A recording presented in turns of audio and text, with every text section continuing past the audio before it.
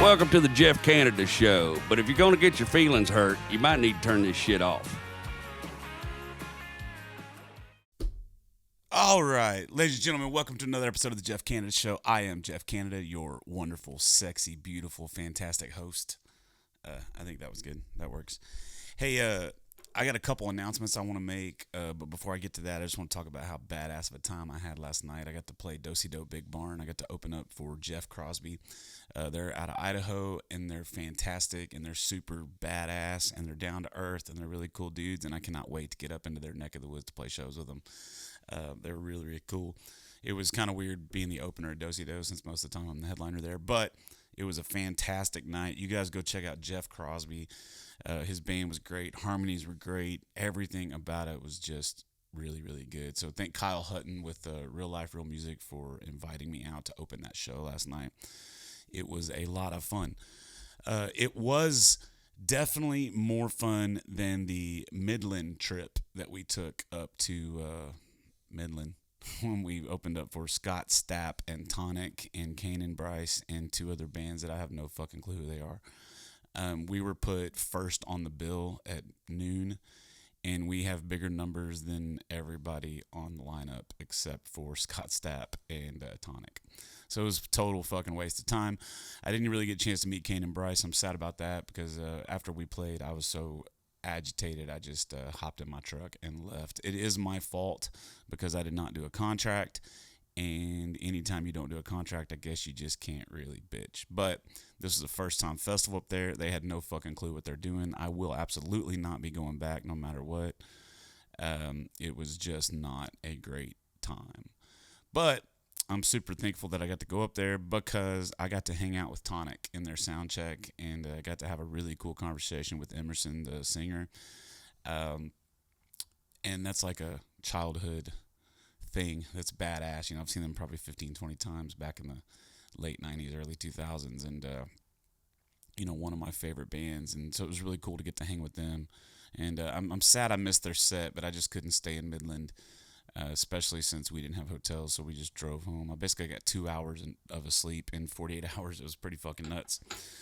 But as you guys have noticed, I've been kind of going through a bunch of changes lately, and you know, I'm in purgatory right now as a musician because I'm a original artist, but I'm still doing 3-hour shows where I'm doing some covers and stuff, and I think it's really, really kind of taking a toll and not working out that well. And I think it's really hard for people to take me seriously as an original artist if I'm out doing all these 3-hour shows, these small bars. So in 2024, I'm going to be transitioning out of all of those bar shows. We'll still do bar shows, but they got to be live music venues and 90-minute sets, maybe 2-hour sets. That's it. No breaks. We're not anything that we take a break, we're going to start turning down. So, you know, we're going to keep everything on the books because I have to make money, but that's going to change. Another thing that is going to change is this on the podcast. I have invited a friend of mine. He was on episode something, I don't know. His name is Zach Jones. I've invited him to be kind of my sidekick, my Padawan, my who was the Lone Ranger guy? I don't remember. Who was the Indian from Lone Ranger? Anyway, Zach Jones is here with me, and he's gonna start being on these intro sets things that we do, and we're gonna come up with some cool little things to kind of make it interesting and to change it up every week. He won't be on the interviews for a few because I've already got a lot of those taped, but after that, he will be on the interviews as the co-host. So, ladies and gentlemen, Mr. Zach Jones, how you doing today, buddy? I'm doing great, Bubba. How are you been? Yeah? Yeah? Poncho and Lefty. Poncho and Lefty. That'll work. Poncho and Lefty. Who was the Indian on Lone Ranger? Tonto. Yeah. Fuck, Tonto. You don't remember because Johnny Depp got in so much fucking trouble because he played an Indian and a bunch of the Indians. Well, dude, the Indians... He killed them, dude. He was so... The Indians weren't mad. No. The white liberal ladies were pissed off. And so... What's new? Yeah. No shit. New? Everybody's pissed off, dude. Everybody's pissed off all the time. I seen a video, dude. Just Get on the microphone, bro. You're gonna have to learn how to. If you're Hey, gonna do this, hey, you gotta learn hey. how to. You gotta learn how to be fucking pro on a microphone, dog. Okay. All right. Is that better? Come on, man. Is that better? Aren't you a singer of a band? Yes. Something like that. That's what you want to call it. I seen a video, speaking of liberals. This dude called this hardcore liberal and told her they were building a gun range next to her house in an empty lot and that they supported Trump. And, dude, when I tell you that lady just lost her shit over that, it was the best video I've seen. Just like a prank? Yeah, it was a prank. Oh, it was a prank. dude, that's a good one. Yeah, that's probably the best one I've seen in a while. Dude, that's why I don't understand why people put political signs in there, like presidential political signs in their yards. Yeah. Like You're asking for it. The last thing I want anyone to know that doesn't know me is Who you I'm support. voting for. Yeah. You know what I mean? If I put a Biden sign out there, then some Trump dude's gonna come up and put his truck nuts on my face. And if I put a Trump sign out there, some pink-haired Dildo flopping. yeah, confused person that doesn't know what gender they are is gonna come over and Cry. yeah, That's probably all they're going to do. What is it? Ding dong ditch. Probably put some toilet paper in your trees. That's about all they can do. It's too scared to do anything else. Yeah. You know what I don't understand? What I don't understand is why we have to go overboard for their feelings. I don't. But I know. But how it's expected for us to go overboard with their feelings, but they don't have to take our feelings into account. So basically, if you're a white male, you have no feelings. You have no. You know what I mean? Yeah. No. It's because they're sensitive and they don't want to. They don't want us to make them cry. By the way, this is not a political podcast. I am not a conservative. I am also not a liberal. I am Jeff Canada, and I am Zach Jones. I'm center of the road. And, I just, Nate Burnham, who was on the podcast recently, he watched one of my reels that I posted on Facebook about me saying, hey, listen, if you don't like what I have to say and you unfollow me, then fuck you. I don't need you following me anyway. And he just sent me a video, and he was like, listen, I agree with 99.9% of everything you say, but what you should do is be like, you know what? If you disagree with me and you don't want to follow me, that's fine, but just know I'm always here to have those conversations. I'm always here. If you want to have a conversation with me, I'm down. If you want to have a conversation with me, if you want to argue with me, but it's like a legit argument, not a, if you want to debate with me, I'm down. Yeah. But I'm not going to tiptoe on anybody else's feelings. No. I'm the same way. Like, I'm like you said, middle of the road. I'm the same way. I will gladly have an argument and a conversation, an adult conversation with someone that doesn't believe the way that I believe. Yeah. And Me too. do it as an adult. That's how you grow. Yeah. I have a friend, we used to talk to each other all the time about it. We would just, he was this side and I was middle of the road, and we'd always have the conversations, but it never got to the point where like, oh, I don't want to ever speak to you again, kind of, bullshit. Yeah. It was just great conversation about bullshit that was going on. And just know this, if you Facebook, if all you do is all you follow is conservative folks, or all you follow is liberal folks, you only follow people that believe the same thing you believe. That is what's called an echo chamber. If you hang out with people that only believe what you believe, and you never hang out with somebody that's different, that is the definition of being small-minded. So on either side, doesn't matter. I don't care if you're left, you're right, whatever you are. If you do not have conversations with people that have different opinions than you, you are not growing as a human. You are stunted. Stagnant. Like stunted. Yeah. You're stunted. Yeah.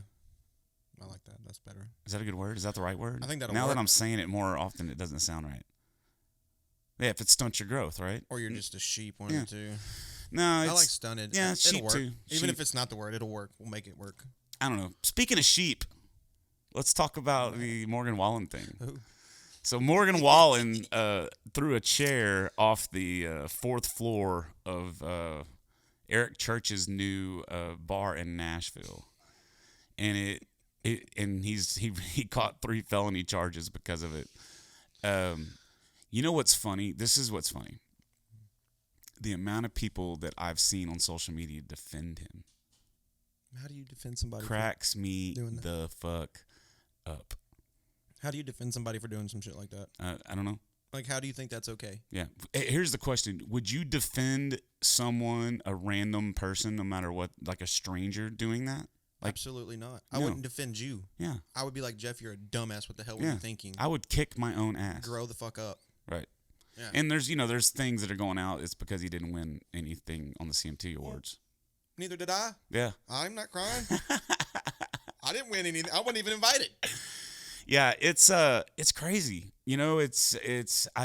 Man, we as Americans are so funny when it comes to the things we support, and no matter what, we're not. And the crazy thing about it is, I guarantee you, he got all those charges put on him and still went home the same night.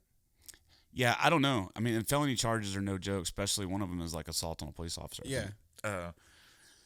Because I guess the chair almost hit 2 cops or something. I don't know. I don't know all the details. I'm not what you call a news reader. I just follow. When I see someone on Facebook, I can't help but giggle. Yeah, I'm the same way. And all the songs that everybody's putting out about it. But then some people are like, that's some outlaw shit. And it is some real outlaw shit. It is. But guess what? That motherfucker don't make outlaw music. No. You know what I mean? Like if Jamie Johnson did that, I would be like, that's some outlaw shit. Yeah. You know what I mean? But Morgan Wallen doing that's some attention that's a shit. pussy throwing a tantrum. Yeah, that's some attention needing shit. That's what that is. Yeah. That is a little sensitive bitch. I seen somebody try to compare him since he did that. They're trying to compare him to like Willie and Waylon and all Right, those me too. guys that were outlaws. And I'm like, Yeah. no. I mean, no. Yeah. Not even close. Yeah, I can't imagine living in a world where an award, getting one or not getting one, would affect my mood at all. You know what I mean? I mean, before I started doing music full time, I was doing karaoke contests, and there were times where I would get just wiped the floor, and people beat me all the time, and I'm like, okay, that is what it is. Like, I went and signed up for one not too long ago just for shits and giggles to see if I still had it. I got my ass beat.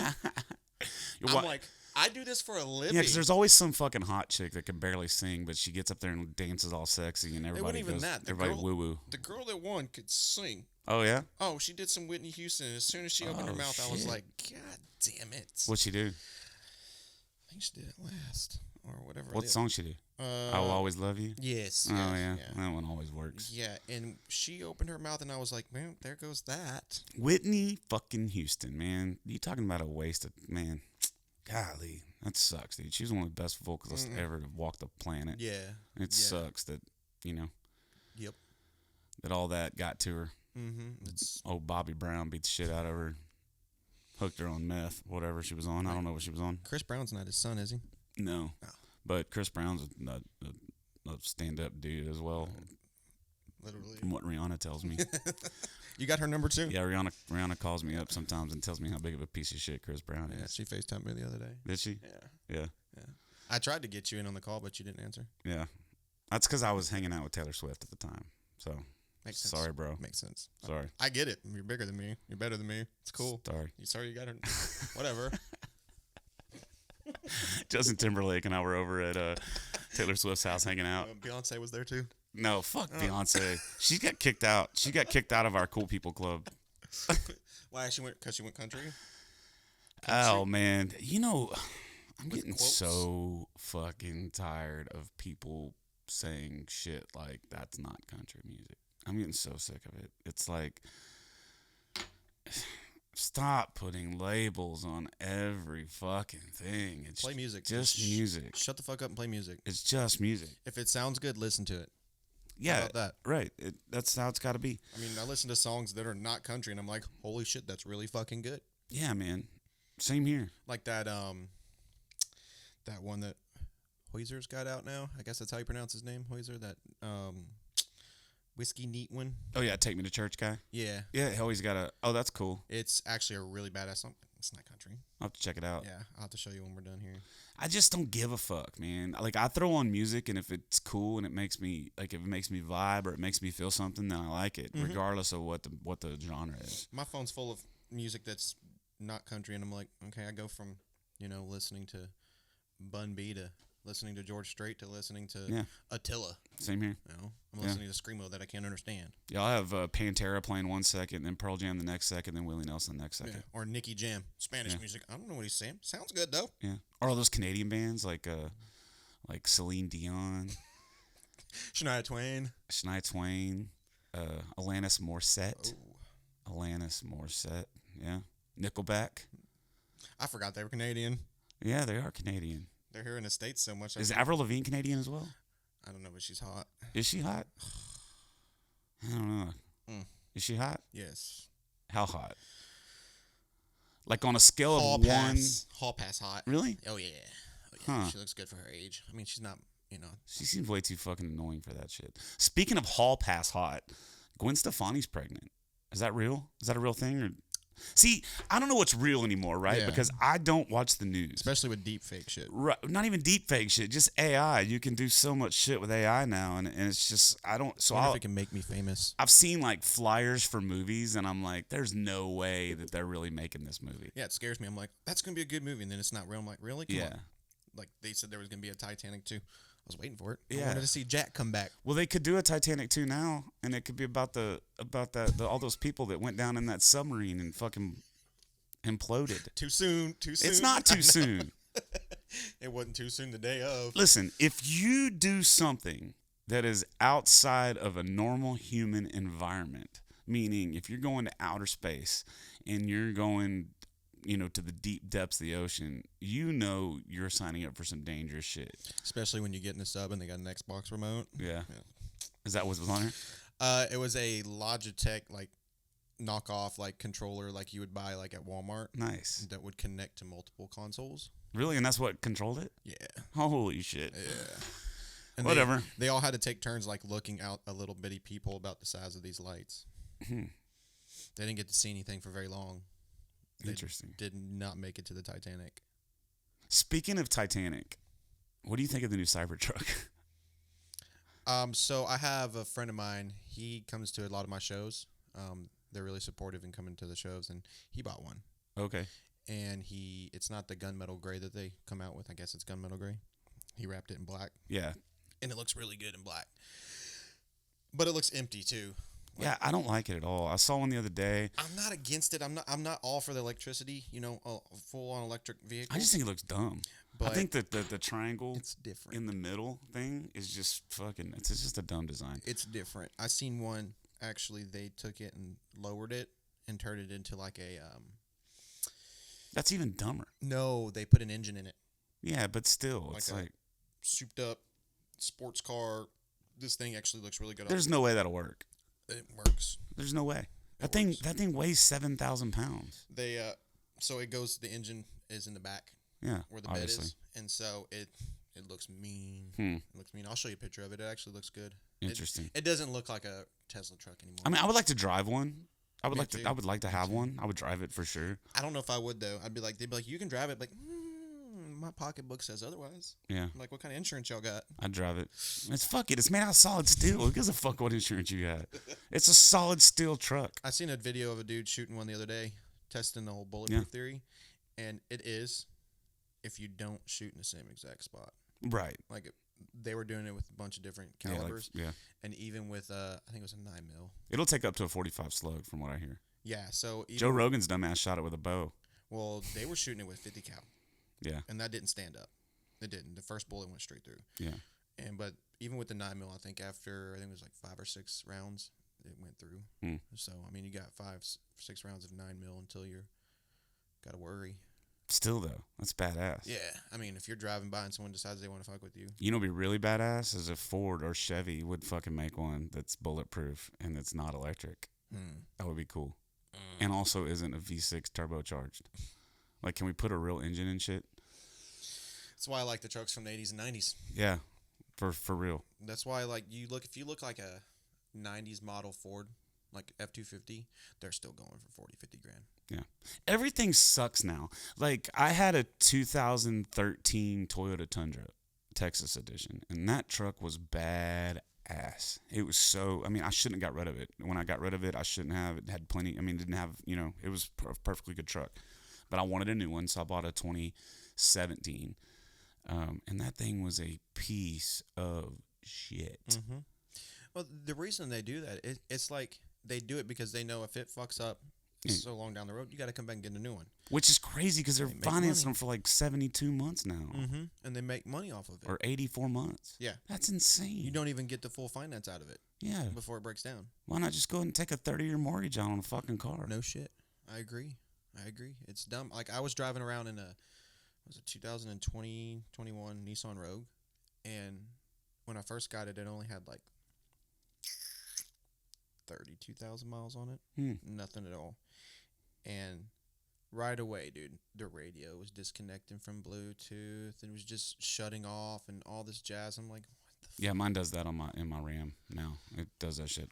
What year is yours? Anyway, mine's a 2022 Ram. It's a pretty good truck. It's decent, but that whole connecting thing on the whatever sucks. Anyway, this is not a full podcast on this one. This is just me and Zach kind of talking shit, and then immediately following this is going to be Drew Moreland, my buddy Drew Moreland. So I just want to introduce Zach. Thanks for coming on, dude. Always, brother. I think we're going to have some fun. I'm looking forward to it. We're going to come up with some different things to do, different sections or whatever you call them. Different different segments to do. We hope the intro is going to be about 15 minutes. I did some podcast learning. Did you? Mm-hmm. Sweet. Yeah, I was getting ready. Is there learning for this? I mean, I never did anything but there's listen to terms other you can, podcasts. you watch podcasts and stuff, and you Segments. learn terms. Well, I guess that's also like TV and yeah. everything. Really, just entertainment. You do segments. Yeah. I'm gonna start calling my sets segments. Is that all right? Can I do that? I don't see why you can't. There's nobody telling you can't. Anyway, y'all say hello to my new companion, This is gonna be fun, man. Zach Jones. I'm excited. I'm trying to talk him currently into changing all of his social media and whenever he starts releasing music one day to Zach Little Hand Jones. He's like, I don't want to use my hand as a crutch. And I'm like, it's not a crutch, bro. It's using what you have to get people to notice you. Do we do Little Hand Jones or do we do Little Hand Troubadour? No, you do Zach Little Hand Jones. Little and Hand then but your slogan is Little Hand Troubadour. Ooh. See, said the blind man. Yep, that's what I would do. That's a good idea. Matter of fact, I'd do a T-shirt right now say Little Hand Troubadour. We have koozies. That bitch would be on there so fast. We have koozies. The Jeff Canada Sucks shirts are good too. I need to get one. You do some Zach Jones Sucks. He does. And you can do those shirts. He does. Anyway, I just want to introduce y'all to Zach. This week's episode is with my buddy Drew Moreland. Drew is up from the New Braunfels area. He has a new record coming out tonight. Well, I guess today, because this is going to air on Friday. So it's coming out on Friday. I'm stoked for it. I've already heard the record. He sent it to me in Dropbox. It is fantastic. He's a really, really cool dude. We had a great conversation. We were kind of all over the place about stuff. So y'all check out this episode with myself and Drew Moreland. It's always something. So Drew fucking Moreland finally down here in Houston, Finally, Texas, man. Yeah, and we've not been playing working a on it for show. while. Yeah, no, just here just to do the podcast. You just came to hang out with me. Absolutely. Conroe's not that far. And you said this is the first time you've done it in you've Probably done it 2 years I haven't done an in-person interview. Yeah. Yeah. Well, that's cool. Well, it's kind of cool and kind of not. I didn't have a reason to. Usually you do it when you're promoting something. Well, you wanted to come in and have a conversation with your friend. I really did. Yeah, Yeah. that's all we need. First Fuck one it. in 2 years. So yeah. Yeah, we don't need to. We don't Break need the to. ice. And I haven't seen you in a while. The last time I saw you in person was at a music awards at Rebecca Creek. I think it was. I don't remember the name of that one. Texas Yeah, chart. that was a strange day. something. I had a good time. I'll have to tell you off air about some shit that happened. I can't. When you say get on that this. many of those types of people in the same area, strange shit happens. Well, this is Okay. something totally different, Oh, and okay. it was just a fucking odd day. Yeah. And that was right when I got my relationship with Mark Sebi going, and then him and I had a major falling out. That's too bad. And then I mean he's all right now. I mean he's I know Mark pretty well, so yeah. yeah. Yeah. Yeah. Well, my thing, I don't have a problem with Mark Yeah. as a person. My issue is with, and I'll say it, I mean, I don't care. There's a lot of people in this industry that don't focus on one thing. They focus on a bazillion different things, and Yeah. they're so fucking scatterbrained about it that they don't do anything Yeah. great. Yeah. If they would just focus on one thing and making that thing successful, it would be successful. Absolutely. Like this podcast, it took me over a year to pull the trigger on this podcast. Man, I'm with you on that. I got so many ideas of other things I want to do, but if I can't keep music at the center, then I can't do the other things. Exactly. And so I really wanted to make sure that I had all that handled and that was going smoothly, and is kind of. But there is a benefit to branching out a little bit. It can help your brand, get you exposure to artists and conversations that you wouldn't be in otherwise. For this. Yeah, for this, for sure. But when you start doing artist development and radio promotion, and you got your hand in all of these different outlets. Yeah, unless you have a team full of people taking care of a lot Exactly. of stuff, it's hard to pull it all That's off. my point. Yeah. And so you got a lot of guys in this industry. I know a ton of them, and they work their asses off, but the problem is because they don't focus on one thing, they do multiple things, and then what happens is shit falls through the crack. But when you're doing artist development and booking and radio promotion, you can't afford for shit to fall through the cracks. No, you really can't, because somebody's giving you money that it's like their last bit, Right. It's all they have, and they're really hoping that something's going to come of this money. It's like an investment for them, and if nothing happens, then it sucks. that really sucks for them. Yeah. And and that was my first, really what it was my first push to radio. Yeah. Okay. And Mark, him and I it wasn't like a bad thing. It just, he sold me on something and I bought it. Yeah. And then come to find out, he really wasn't pushing it. Just didn't meet your expectations. He wasn't pushing it over all the charts. He was just pushing it towards the Texas Internet Radio chart. Yeah, yeah. And I'm sorry, but Texas Internet Radio chart, it doesn't move my needle. Yeah, for sure. You know what I mean? And so why not though? Like, what do you want out of a radio chart? Because the Texas Internet Radio's chart is made up of 15, 16, 18 stations that are internet radio stations. Sure. And you and I know good goddamn and well that majority of people don't listen to internet radio stations. I'd say the plus side, I agree. Most people listen to Spotify, first of all. Right. But I have a great love for like a lot of small town terrestrial stations where they don't have reception, and there's guys in the farm hands listening in their truck to whatever the heck they put on. And but that's different.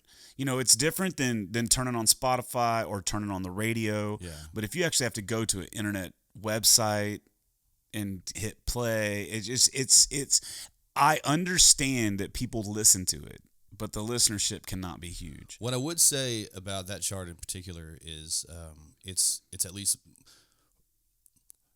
it's monitored. So anything that happens on that chart is quantifiable. Whereas really? Whereas some other charts, Well, then explain to me why my song moved 3 times in 1 week. They played it more. I don't really know. No, that's my issue. And I don't. We go off on the charts a lot on this podcast. Man, I don't even care about the charts, so I I got don't- I don't- dog in the fight. I don't either anymore, man. I never really did. It wasn't anything that I was ever really worried about. I'll say it gave me a leg up in the game. My first single I put out cost me $5,000, and I hired a promoter, a really well-known promoter, and she did a good job, did what she said, and really the pitch for doing that at all was to get my name in front of people who wouldn't have given me the time of day otherwise. Right. And so that $5,000 bought the privilege to be heard, because they get a inbox full of emails, of listen to my single, play my single, every single day. And so for it to be coming from somebody who they know already, they heard her, it got on the chart. My second one did the same thing, was in the top 20 for a while, and I was just kind of lucky, I guess, because I wasn't paying big money. And a lot of times they orchestrate a little bit whose turn it is to be number one and where you land on the chart. It is what it is. I found so much shit about all those charts. And what's funny is I've been very, very vocal about it.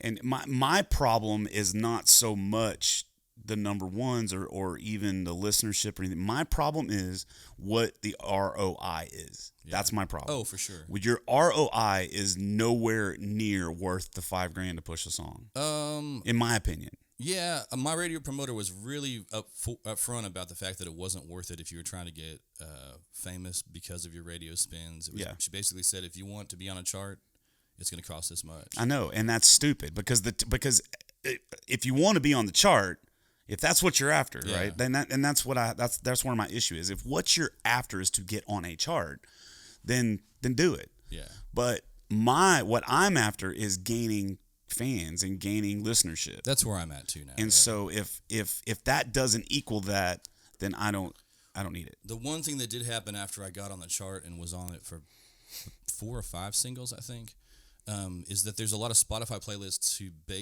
are based on the Texas the TRRR chart specifically, And so it put me in front of listeners that wouldn't have heard it otherwise, and that snowballed a little bit. It put me on the radar for Spotify because once people start Googling you or looking you up on Spotify, they take note, and they know that people are looking for you, and they put it in front of even more people. Yeah. And that kind of snowballed. Yeah, and I'm not saying there's not anything added. I mean, there's definitely It was value very in it. indirect, and it took a long time. And when was that? When was the last time you pushed? The last time I paid somebody to push a single was 2019. Yeah, see, and that's another. It's just a different game. When now. I called the same radio promoter in 2020, she said the game has changed. It's totally changed. There's so many new entrants with a pile of money and great recordings because they paid a pile of money to go to the studio and record their one song, and they want to be a radio hit artist, and then they're going to bounce out and never do music again. Yeah. You know?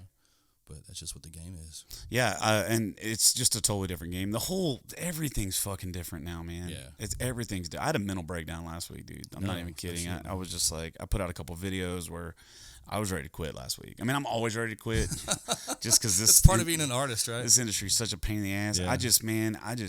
I'm tired of ramming my head up against the wall, for shit that doesn't matter. And so basically I canceled 6 venues today. I called 6 different venues, and I was like, I got to cancel. I saw your post. It looked like a high point from a big show you did with a lot of people in front of you. It was great. And so that was the resolve after that, was to just stop playing shows you didn't want to play anymore? No, so that actually kept me from just that, Friday night I played with Justin Biltonen. He's the bass player for Three Doors Down. Yeah. And him and I did a song swap out in Plantersville. And then Saturday I did the big Mudbugs Fest with Randy Rogers, and it was like it reaffirmed that this is definitely what I'm supposed to be doing. Like, we killed it, dude. Yeah. Like, we killed it. You have those moments, just clarity that people respond to this. Right. This is it. But when you're sitting there and you're playing a 3-hour show at a venue and you got it turned up, people can hear you, but they just don't give a fuck. Yeah, man. Like, they're not clapping, and that's my main problem with the industry with live music right now. Yeah. Is it's so hard to get people to pay attention now. It's almost impossible. I got so used to people not paying attention because I started out playing cover shows. That's kind of how you and I met in the first place. You were running a booking agency up here at the time, and you booked a couple shows for me and for my buddy Matt Parker. And I just got so used to being background music in a bar, and so used to having to do crazy antics sometimes to get anybody to pay attention at all. Right, same here. And it wears on you. And sometime around 2020, when we all got pulled off the stage, I sat back in my house and decided I wasn't going to play any more shows I didn't want to play. And after that, we started doing a format where no matter how long the show is, we do 2 hours up front of original music. I don't care if they want to hear it. I don't care if they like it. Yeah. But somebody's going to. Yeah. Because the songs are good and my band's killer. And so we get a kick out of that, even if nobody's having fun. And we're not just doing it for us, but we're doing it for people who can identify with us and like the music.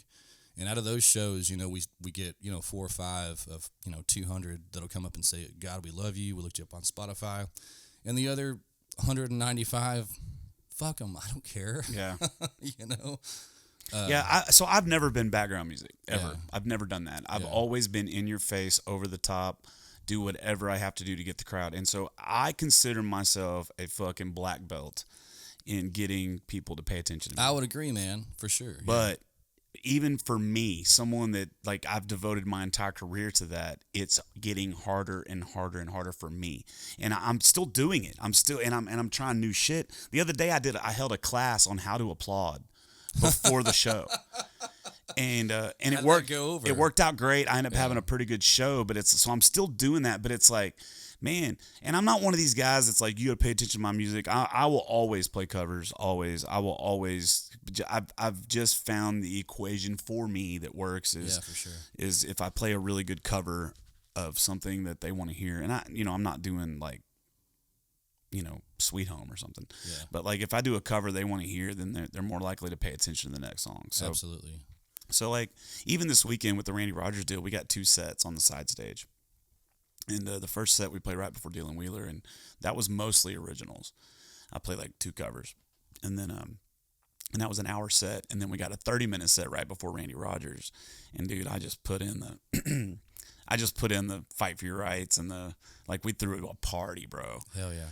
And And so but I still enjoy covers. Like I'm not one of those guys that doesn't like it. I still enjoy doing it. Because I always take my own twist on it. I take an artistic freedom. I do the same thing. And when it's on my terms, I can do it. Yeah. But when people come up and ask me for, to play Lady Gaga, or what did somebody ask me for the other day?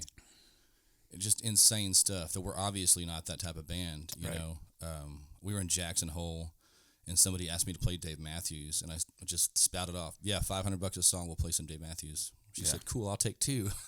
Oh shit! So that was a win for everybody. Yeah, yeah. It's weird because, like, I don't know. We have been doing this for a long time. Yeah. But what we fail to realize is the audience members. A lot of them have no idea how to act. They have especially when they start drinking. Yeah, and when these motherfuckers come up and like, "Hey, can you play Something in the Orange by Zach Bryan?" And I'm like, "No, because haven't learned any of the new songs because I've been writing my own stuff." Yeah, they like get mad at you. Like they're mad. They're mad that you don't know the song. What I will say, the benefit of doing all originals is they understand that you're not playing any covers, and so they're not going to ask you for any.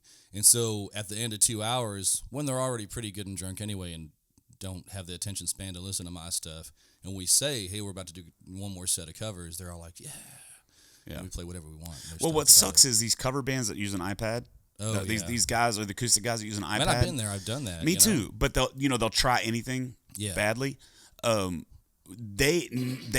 is so predominant now that now the crowd thinks it's like you're a jukebox. Right. Man. The crowd thinks that, you can just pull it up and play. You can just pull it up. What? You don't know it? Yeah. You don't know it? No, I mean I know the song, but I don't know how to play it. Well, just pull it up. My go-to is usually to spout off a dollar amount, and if they give it up, I'll do it. Oh, really? Yeah. I'm not pretty much stripping. I'm not doing it because I'm not playing a song. Pretty much a whore on stage. Yeah. I'm not playing a song that I'm not like ready to do. That's just that's just me. You know what I mean? But I see people do it all the time. I used to tell people down here in the cover industry, there's a fine line because you go from being a band that knows everything or can do anything to a band that knows nothing really quick if every song is like you're just reacting to what's going on. Yeah. So back then I would do like one a set of a song that I really didn't know, but I would never do more than that. Yeah, for sure. But fuck cover bands. Let's talk about original music. Hell yeah. Drew Moreland. So I forgot that you helped me write "Fill Me Up," or that you helped me with the melody. I had almost stuff. forgotten too, but there's a song I was writing at the same time in that same. We were staying in an apartment in Cheyenne at the time that the venue provided, and when I finally decided to record that one, I remembered I had also worked on "Fill Me Up." Yeah, so, that was really cool. Yeah, you're on everything. It says written by. I told you didn't have to. No. I always do that, dude. That's cool, man. I do that no matter what. Even if somebody gives me an idea, I try to give them credit. What I will say is the money you make from songwriting royalties is it's pennies on the dollar compared to distribution. Yeah, especially when you're on our level. Yeah. I think my royalties from ASCAP are like $16 a quarter, and my distribution is 10, 20 times that. I don't know. Oh, really? Yeah. Shit, I'm making like. I pay my phone bill every month with music money. That's about it. I make like $120 every 2 months. Oh, well, that's not terrible either, man. Yeah. Yeah. So whatever. I don't care. I look at streaming and Spotify and all that stuff as just advertisement. Pretty much, yeah. There's a bill right now that's being tossed around called the Musicians Fairness Act, and what they're trying to do is they're trying to get everyone to every artist will get 1 cent per stream. Which would be cool, but here's the problem with that. Damn, I'd be a 10,000 there. Yeah, but here's the fucking problem with that. The problem is that as soon as that happens, they're gonna make it more money to put it on there. You're gonna have to pay to put it on there, more money. They're not gonna lose money. What happened? The reason that Napster was so prolific is because the price of CDs was so outrageous. Doing the illegal alternative was appealing, and if they raise the price for streaming, then everybody's gonna do the same shit all over again. Yeah, they're gonna. The reason Spotify works is it's cheap.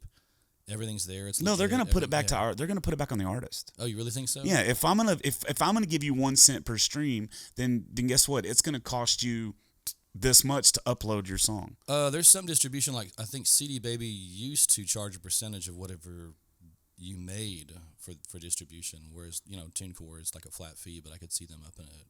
Or at least charging a percentage of whatever you make. Yeah, they're definitely going to do that. They're definitely going to do that. Yeah. Well, the distribution charges that. But what I'm saying is Spotify is going to go to the distributors and say, hey, to upload a song, it's going to cost this now because this is what we have to pay out. $5,000. Right. And that's what people don't realize. So as soon as you make that way more I'm expensive. not gonna lie. If it cost $5,000 to upload an album to Spotify, I'd be stoked about it. Yeah, me too. Because it would clear out the competition be gone. Yeah. All the riffraff. Anybody who's just doing it for the hell of it, instantly gone. Yeah. Yeah. And Because all the right people now, who are serious about it, even the independent artists would pony up and get it done. You know? yeah, and 5,000 is probably too much. But That even, was just a yeah, spitball number. Yeah. right now I use Smith Music, and I think they just charge a flat 10% of everything. Man, I pay a flat fee every year, like $60 a year, and I can distribute as many songs as I want to. Oh, cool. Yeah. Yeah, I like Smith Music because they really go out of their way to promote the songs and stuff. Does Smith Music go to the jukeboxes? It goes to AMI. Touch Tunes is impossible to get on. I don't understand it.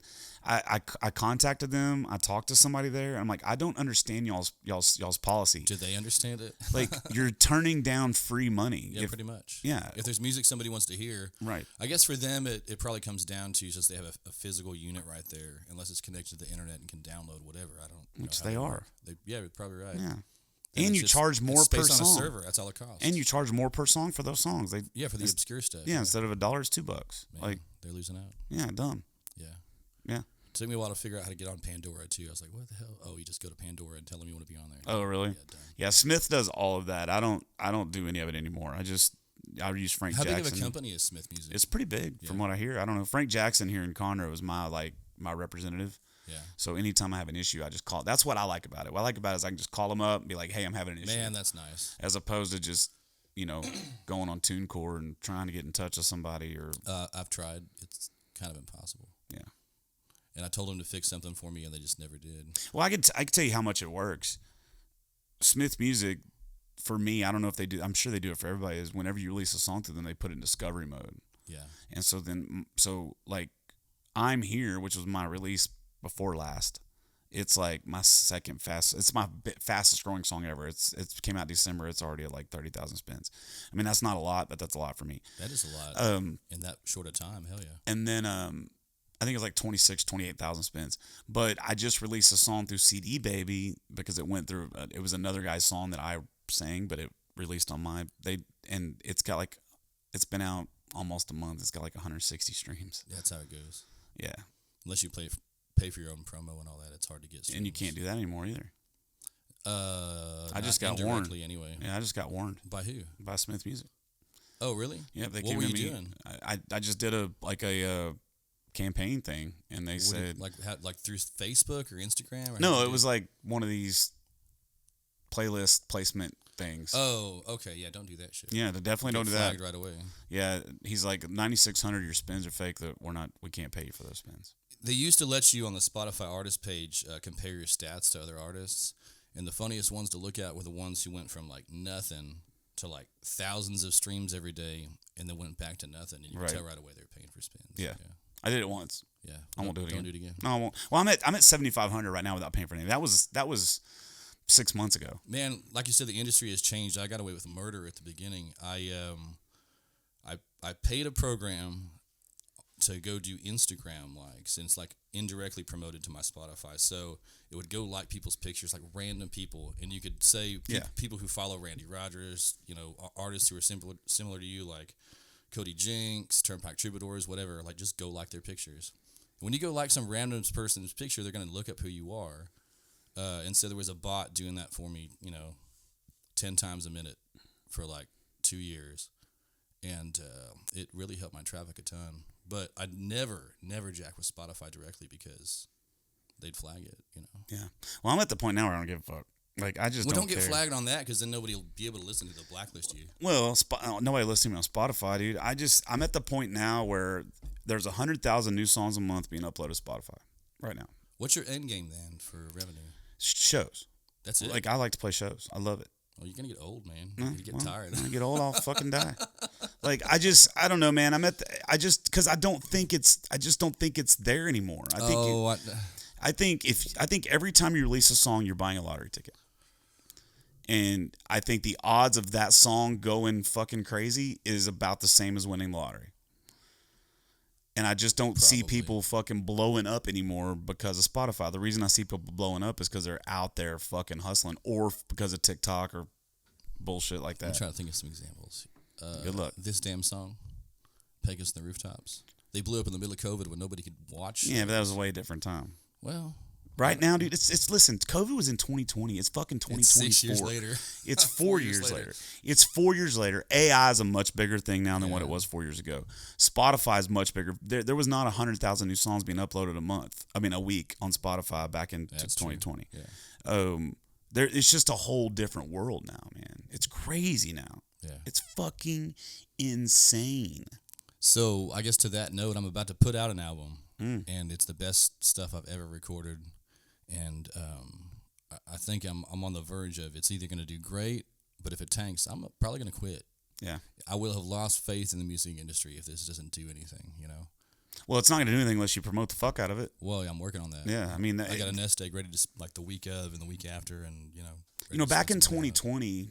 If you pitched your song to Spotify, you had a pretty decent chance of getting put on editorial playlists. Man, I've never gotten on a playlist. And you can't now. The labels own it now. Yeah. The labels own all those playlists. They got now. in on that, yeah. Yeah, they figured out a way to get their money back. There used to be a guy, Sean Marks, used to work for Spotify, and I have his email and his phone number. I could email him, call him directly, text him, whatever. And I don't think he even works there anymore. But there's no direct line for independent artists to get in. There's no way to do it. Yeah.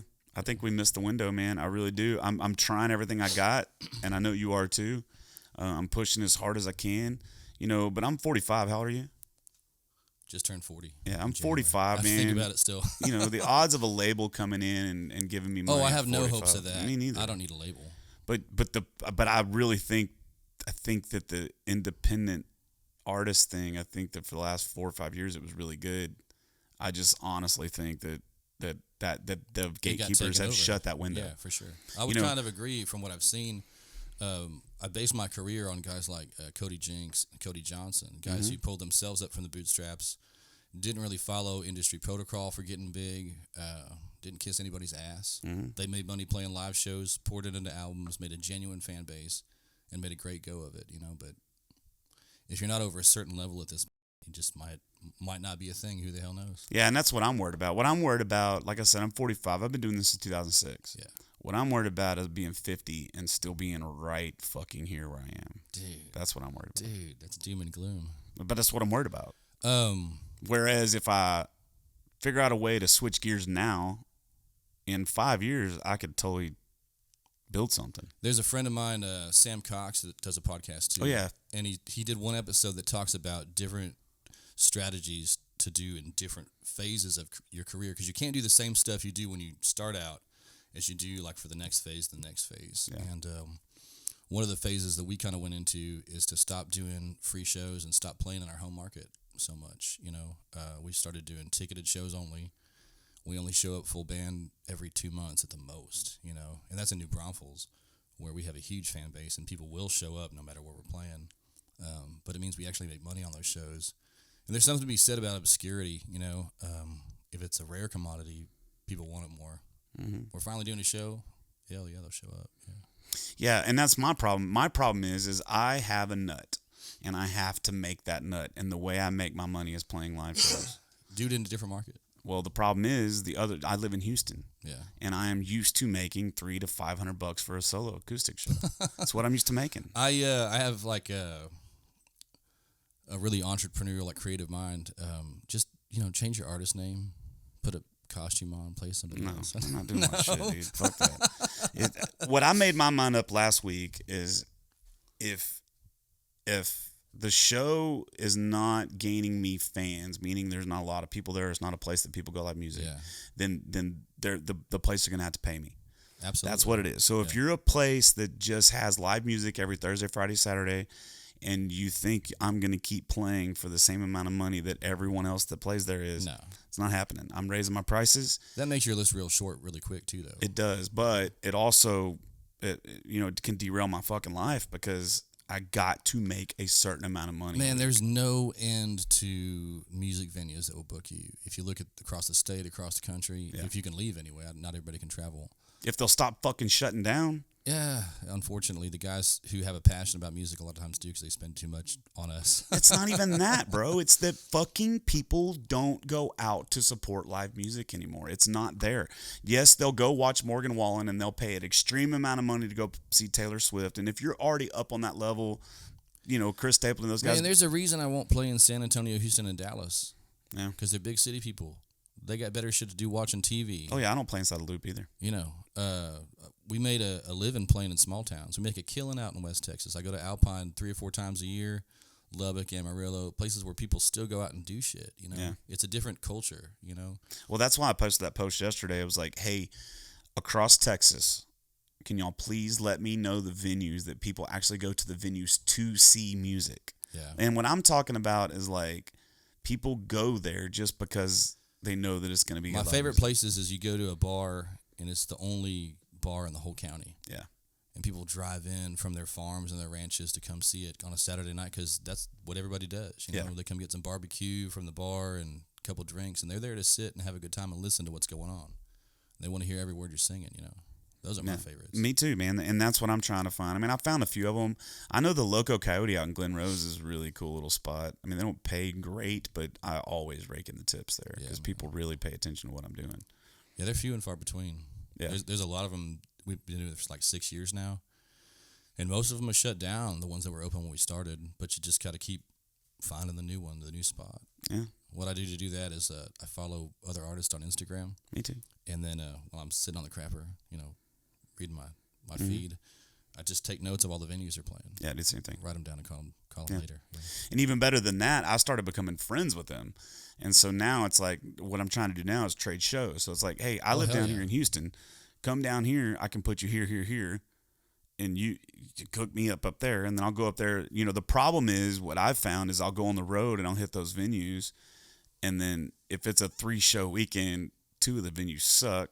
Yeah. One of the venues might be okay, and then for it's most like, of those, fuck, like total waste of time. In the middle of nowhere, we have one show that makes the whole thing, and the rest of them are just gas money, hotel money, worth being on the road to pay my guys. I don't make a dime on the other 2, you know. Yeah, I'm doing that next weekend. I'm heading up to Midland to open up for Scott Stapp, and no shit. Yeah, Scott Stapp and Tonic, and so we picked up a show in Walnut Springs, Texas, at Rattlesnake something. And, Rattlesnake Ballroom. Yeah. I heard so it. We're playing their full band on Friday, and then we'll do the festival on Saturday. And Sweet. I'm not, you know, the Friday night gig is just to be there. Yeah, it's just to pay for gas. Yeah, pay for gas and rooms. Really, man, every single dollar counts when you're on the road. Yeah, it really does. And my guys want way too much money. That's a whole different thing. I'm from Houston, so these guys here are so spoiled with money. Well, if you got good guys in the band, they're worth it, you know. But you don't. No, I do. Okay. I have great guys. No, I don't think you understand. Like, I was talking to Scooter Brown, Scott, and he was like, dude, I'll never hire another guy from Houston. They're a bunch of prima donnas here. There's just because the money's easy in the cover scene, they'll just go do whatever. Yeah, you can make $250, $300 a night, never have to sleep in a van, never have to, you know, do whatever you want. I mean, I'm lucky to pay my guys that now, though. And I'm lucky. Yeah. And I also have 2 guys in the band who are the only full-time members that are willing to sacrifice, you know, if we're not going to make that much. You know, if I say it's good for the band, we're going to be on the road for a while. I don't have those. Whatever. Well, they live in my house, so, you know, they owe me rent every month, too, so I want them to get them paid. So Yeah.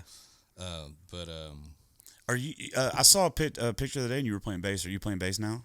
We've been doing a 3-piece a lot, and again, that helps the margin out a ton. So 3 guys on stage means 1 less dude to pay. Yeah. 1 less asshole to put up with. Yeah.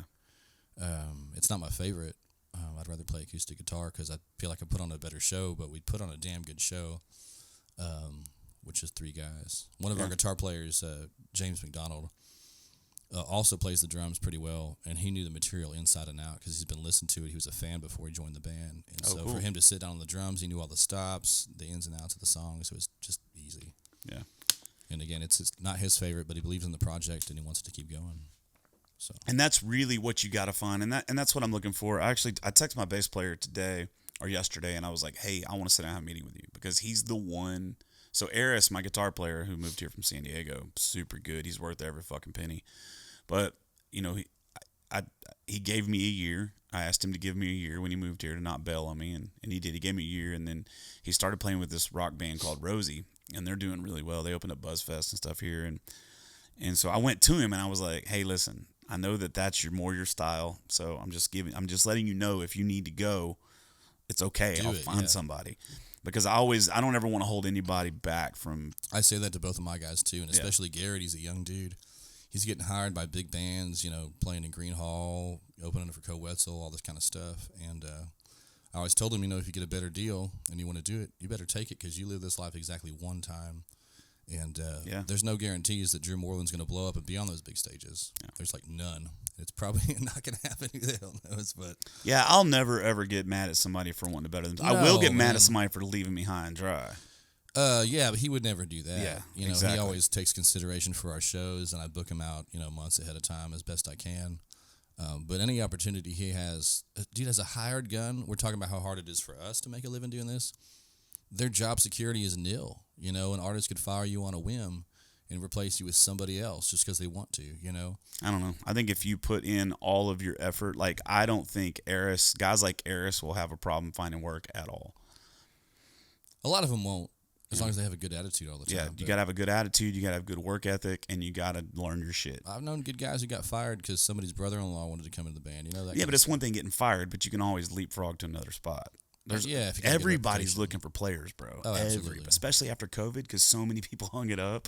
Yeah, and so it doesn't seem like that, but yeah, I know it doesn't seem like that, but also there's just so many bands, but there's no players. There's nobody available. So many bad players out there too, man. I wouldn't talk shit about and bad bands. Yeah, and bad singers. It's crazy how many. When you put enough money behind a microphone in the studio, it sounds good on tape. Yeah, agreed. That's why I really enjoyed making my live album because that's what you get.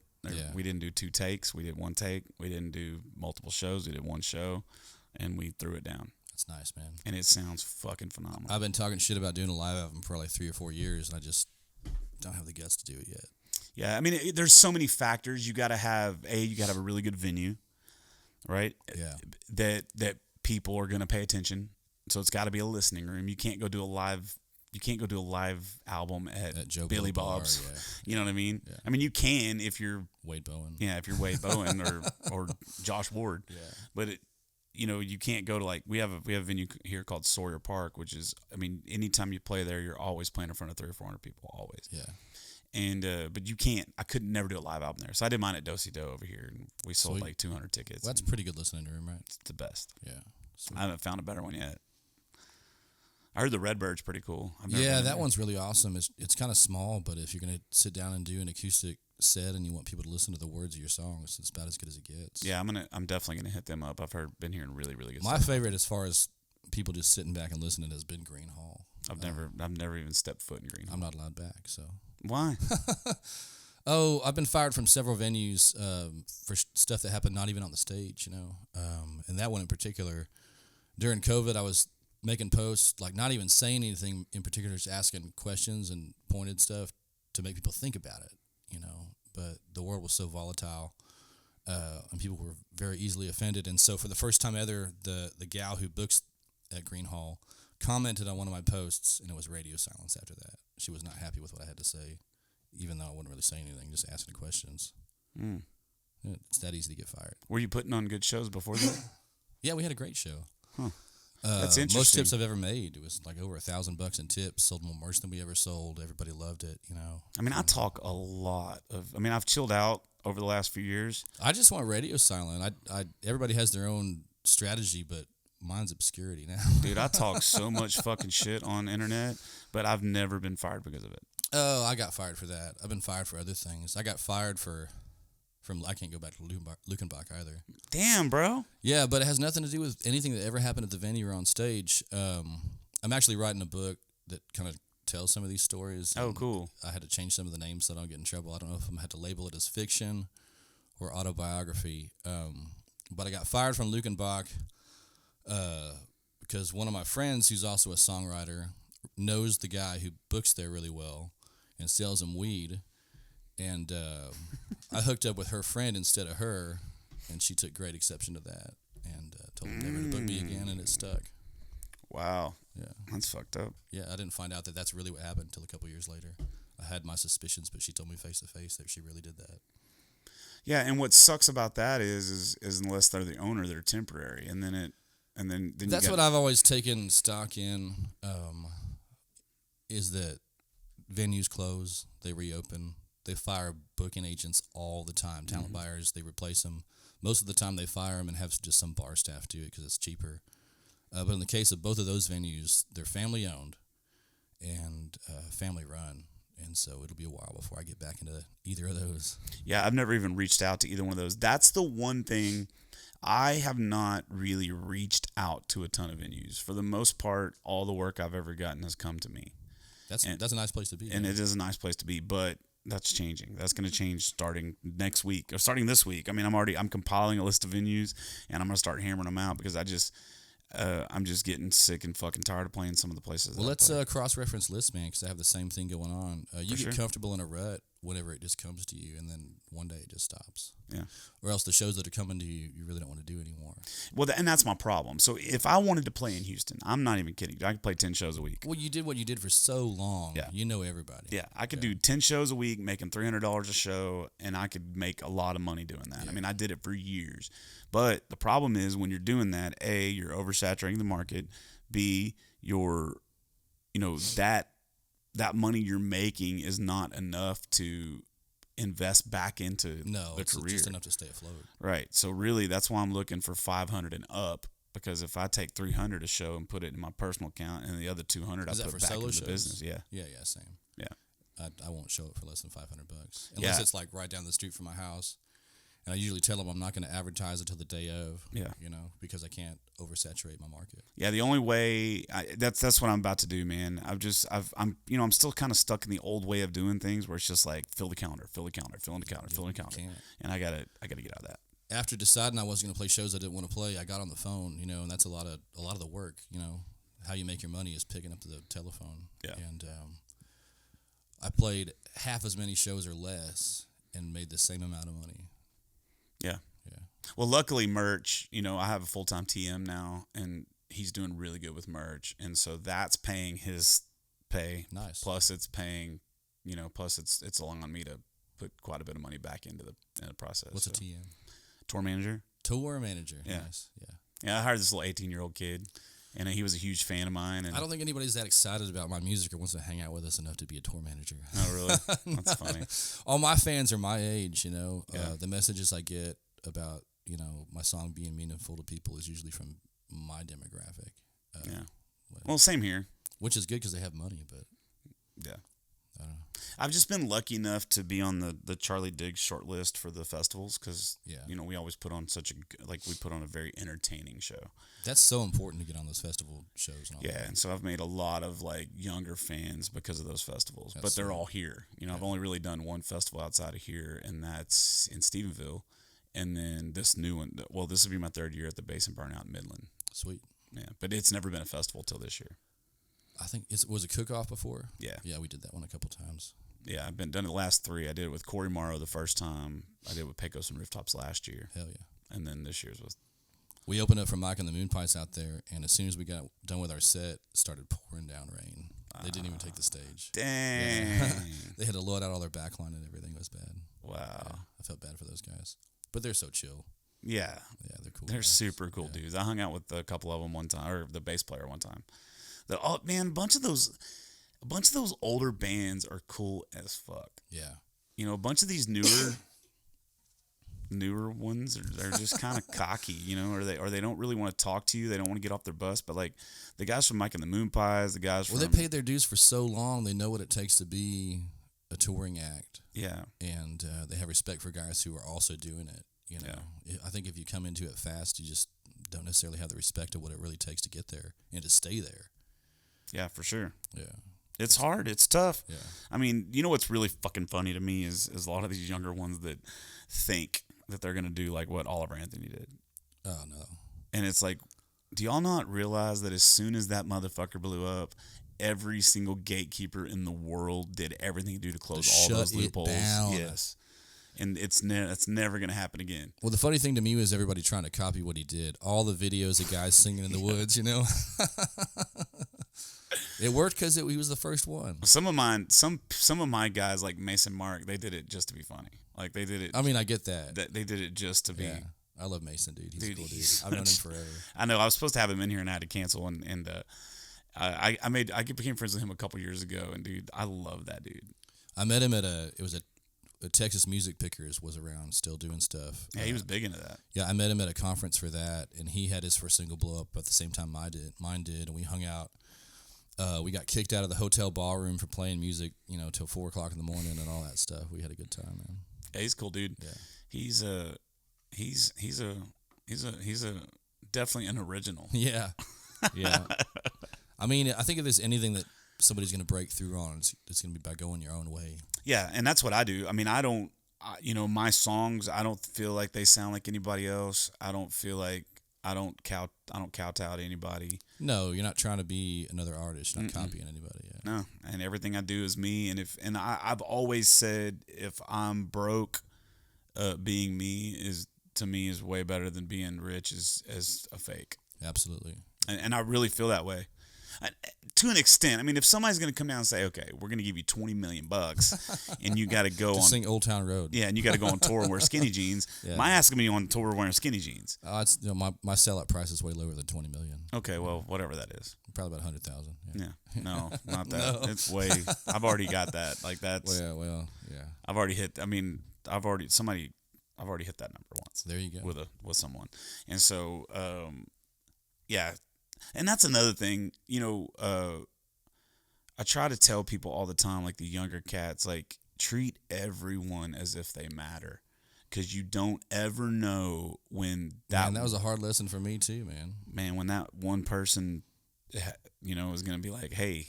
I got fired from a bar called Tejas Rodeo in Bulverde, Texas. And I loaded in that day. It was like 80 degrees, sweating through my shorts and my T-shirt, and a cold front blew in the middle of the set. It dropped 40 degrees in 2 hours, and we're like shivering up there on stage for the last set. And so we called it 30 minutes early, and the whole time we were playing the show, there's some drunk asshole in the back saying, play gin and juice, and asking for all this crap we don't do. And so when we were done, he starts yelling. It was like him and his two buddies and like 3 teenagers in the bar. And we burned it down with some cover of Jimi Hendrix. Garrett, he slays it on guitar. And they all rushed the stage and like, oh my God, how do you get that tone? How do you play like that and all this stuff? I start walking back to the bar, and that drunk yells at me, hey, buddy. And I just keep on walking because I really don't acknowledge that kind of shit. There's no point in confronting some drunk guy. Right.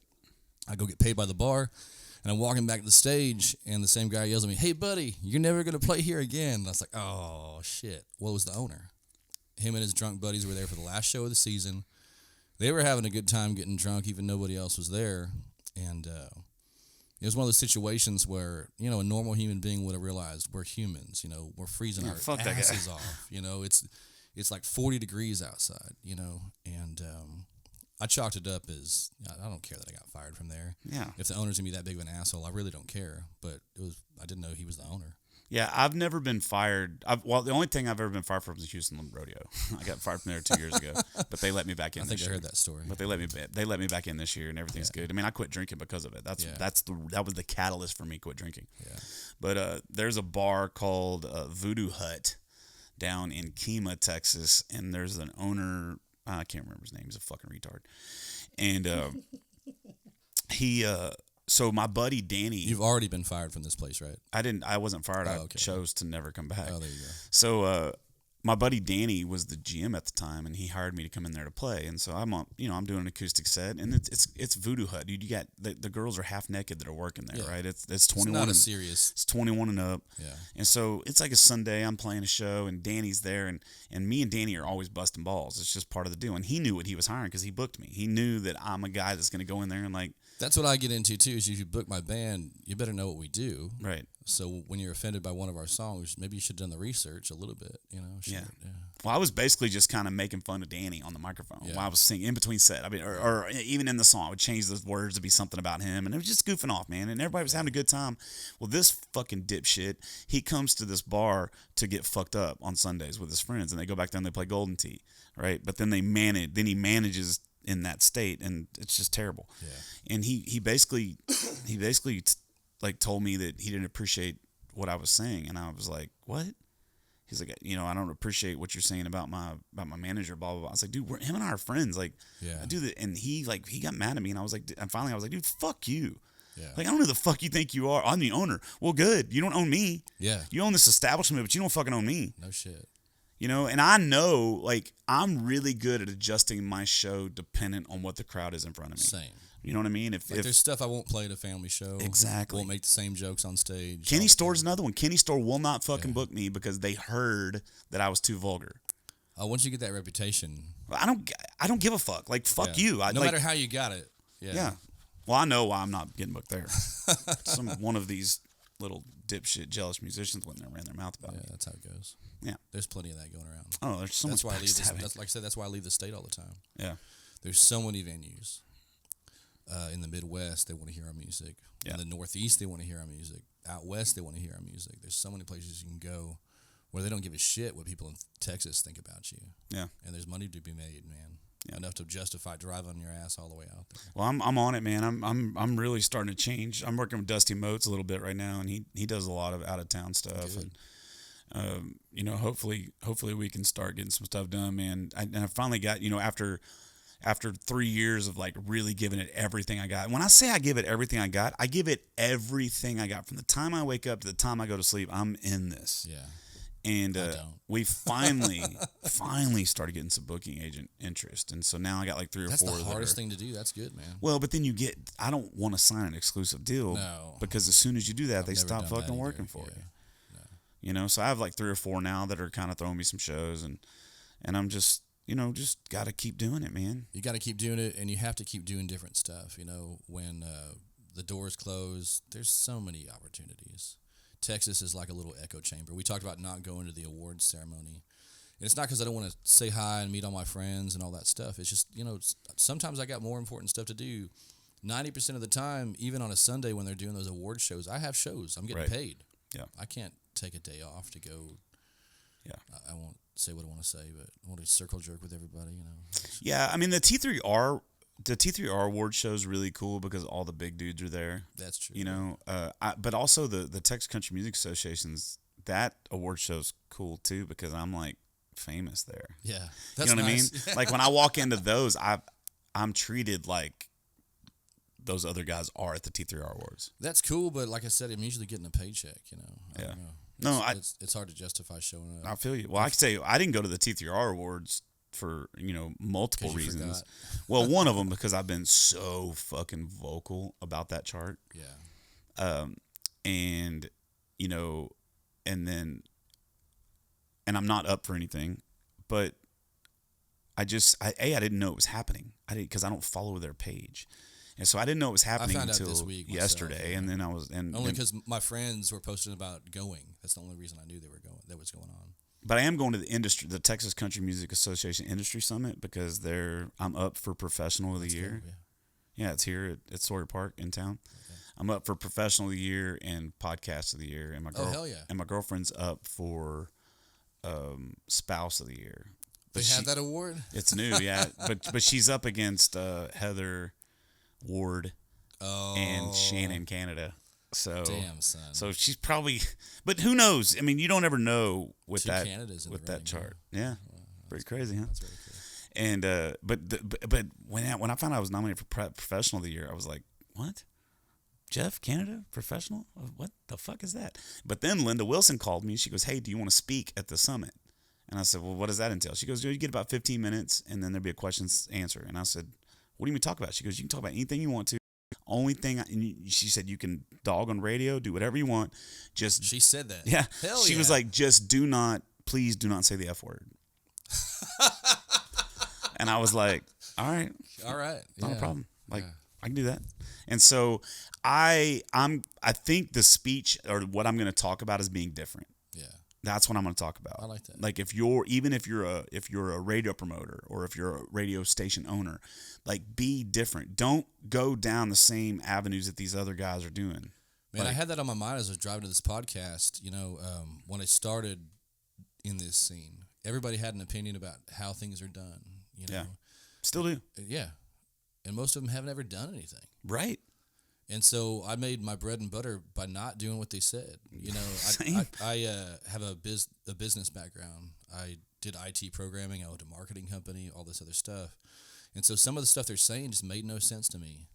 You know, go straight to playing shows and making money. Shows that make money. Yeah. Don't spend time rubbing shoulders and hoping somebody else will hook you up. I'm not really into that. You need some of that. Yeah. But I mean, you can do a combination of all of it. you really can. You know, networking is really important, but doing it in hopes that that's what's really going to make you.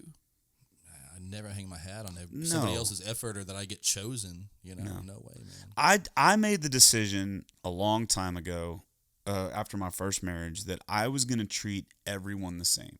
Yeah. No matter what. Black, white, yellow, orange, whatever. As soon as I meet you, I'm going to treat everyone the same. I'm going to talk to you the same way. I'm going to talk to somebody that I've known for 20 years. I'm going to treat everyone the same. And then how I treat you after that Is dependent on is you. dependent on you. Yeah. Exactly right. And that's what's really funny is that there's so many people that don't like me. Yeah. And I'm like, I literally treat everyone the same. So why is it that some people like me and some people can't Well, you fucking didn't treat them stand me? special. Well, I'm not going to treat anybody special. I don't really either. No, I mean, Well, I do if they are special, man. You know, it's the same thing. yeah, who's special? Your kids? Your kids, Your girl? your partner, Yeah. your bandmates who are with you for a long time. Yeah.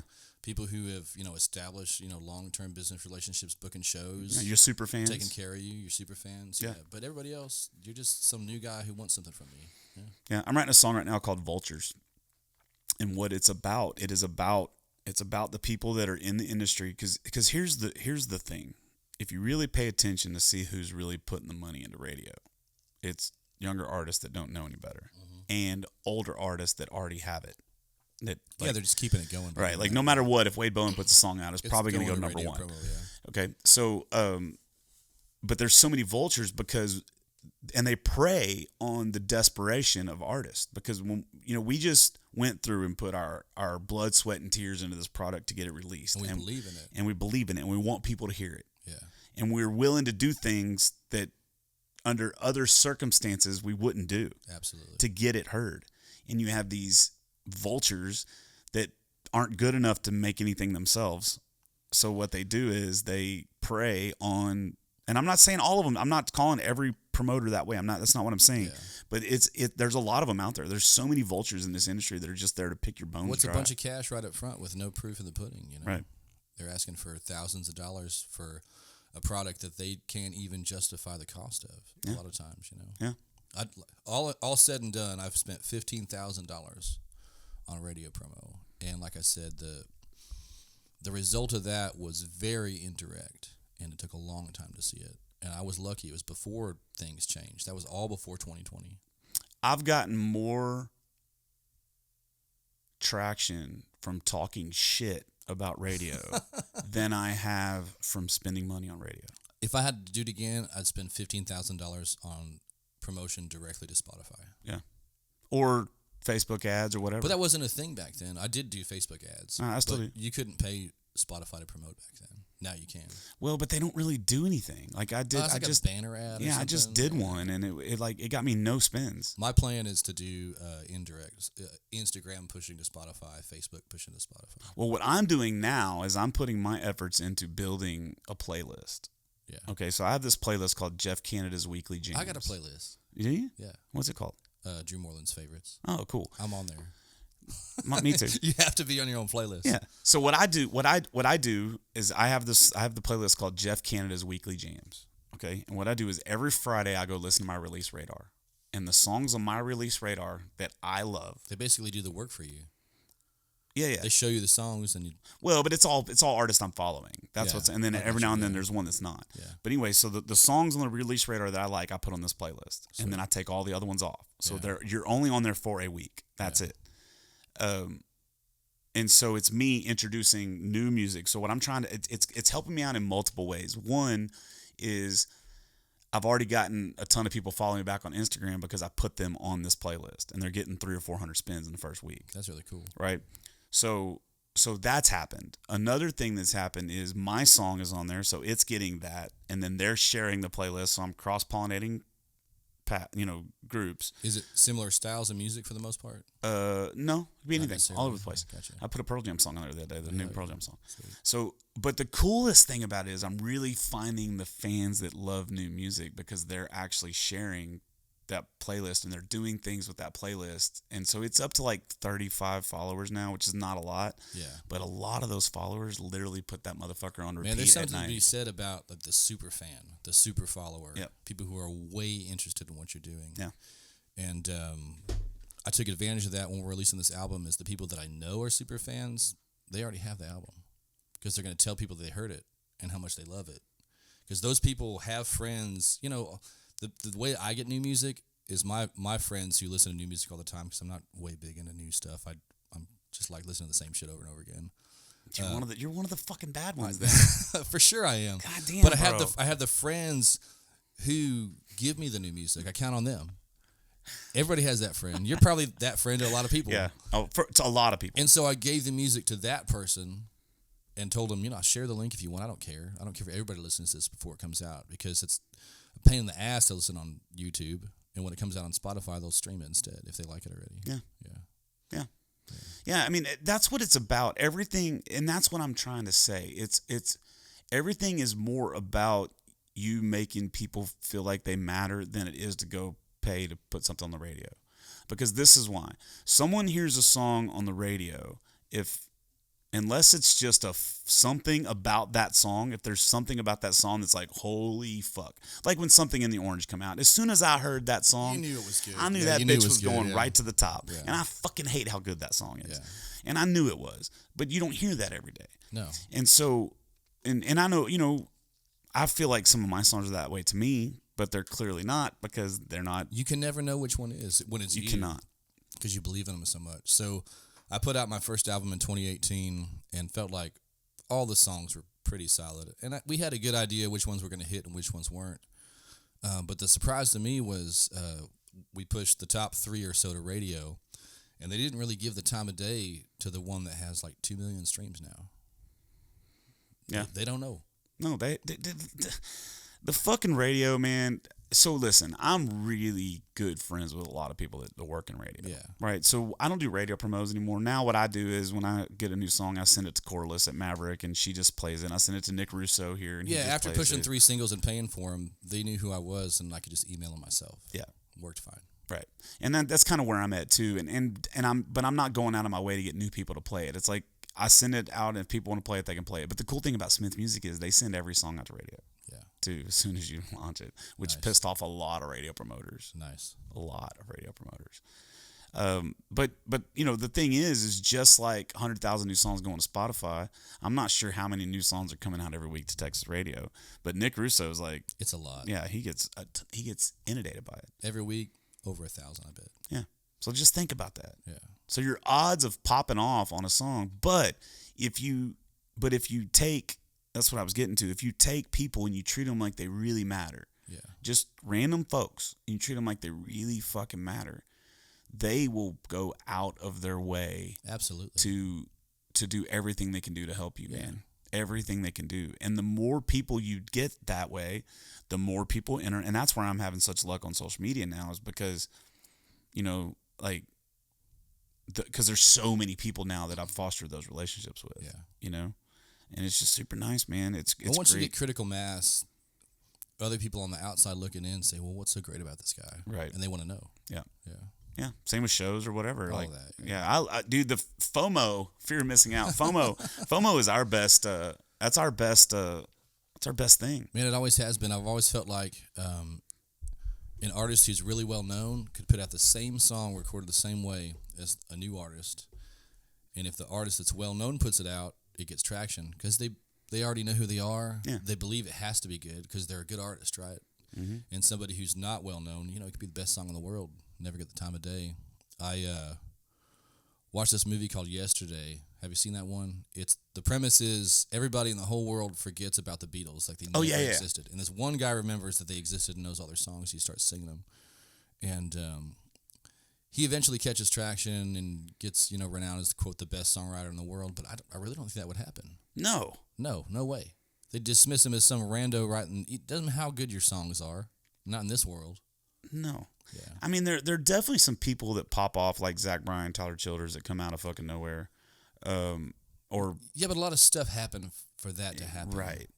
They weren't still singing. Well, they were still singing in coffee shops and stuff. I've seen videos of Tyler Childers like the year before he really hit it doing that. But Well, he was trying, but like Zach Bryan, he just he was military and popping off as a Navy guy.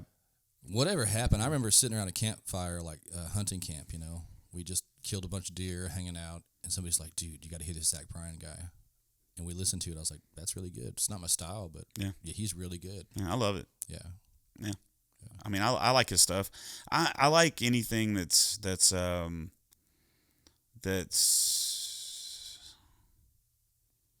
real, honest. Yeah, same. Vulnerable, authentic. Yeah. That's what I like. I no matter what style it is. Yeah. If it's real and it's authentic, I cannot. No matter what I do, I try, bro. I'm telling you, when that last Morgan Wallen album came out, they had 36 songs on it. You can ask my girlfriend.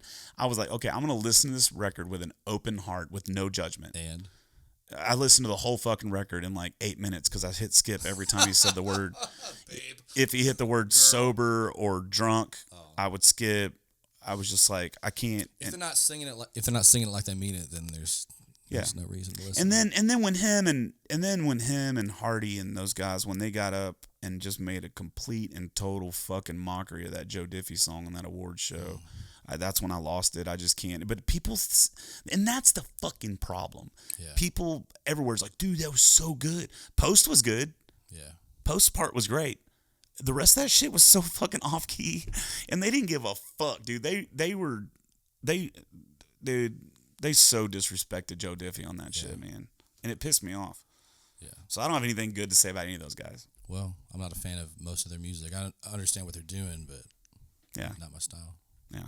Hardy just got banned from the Houston rodeo. Did he? For what? That's saying the F word. At the rodeo? Mm-hmm. Multiple times. Well, I feel like that's probably a family show no-no. Yeah. There's kids in the stadium still. Yeah. But apparently 50 Cent did it, and he didn't get fired. So. That's interesting. Yeah. But I don't care.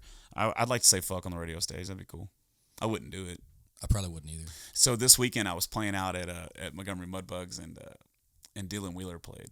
And Dylan, like, a lot of his songs say fuck in it. Yeah. Like, a lot. He's a lot like Coetzel. And so after he played his set, I went to Charlie and was like, hey, can I say fucking in my song? He was like, no.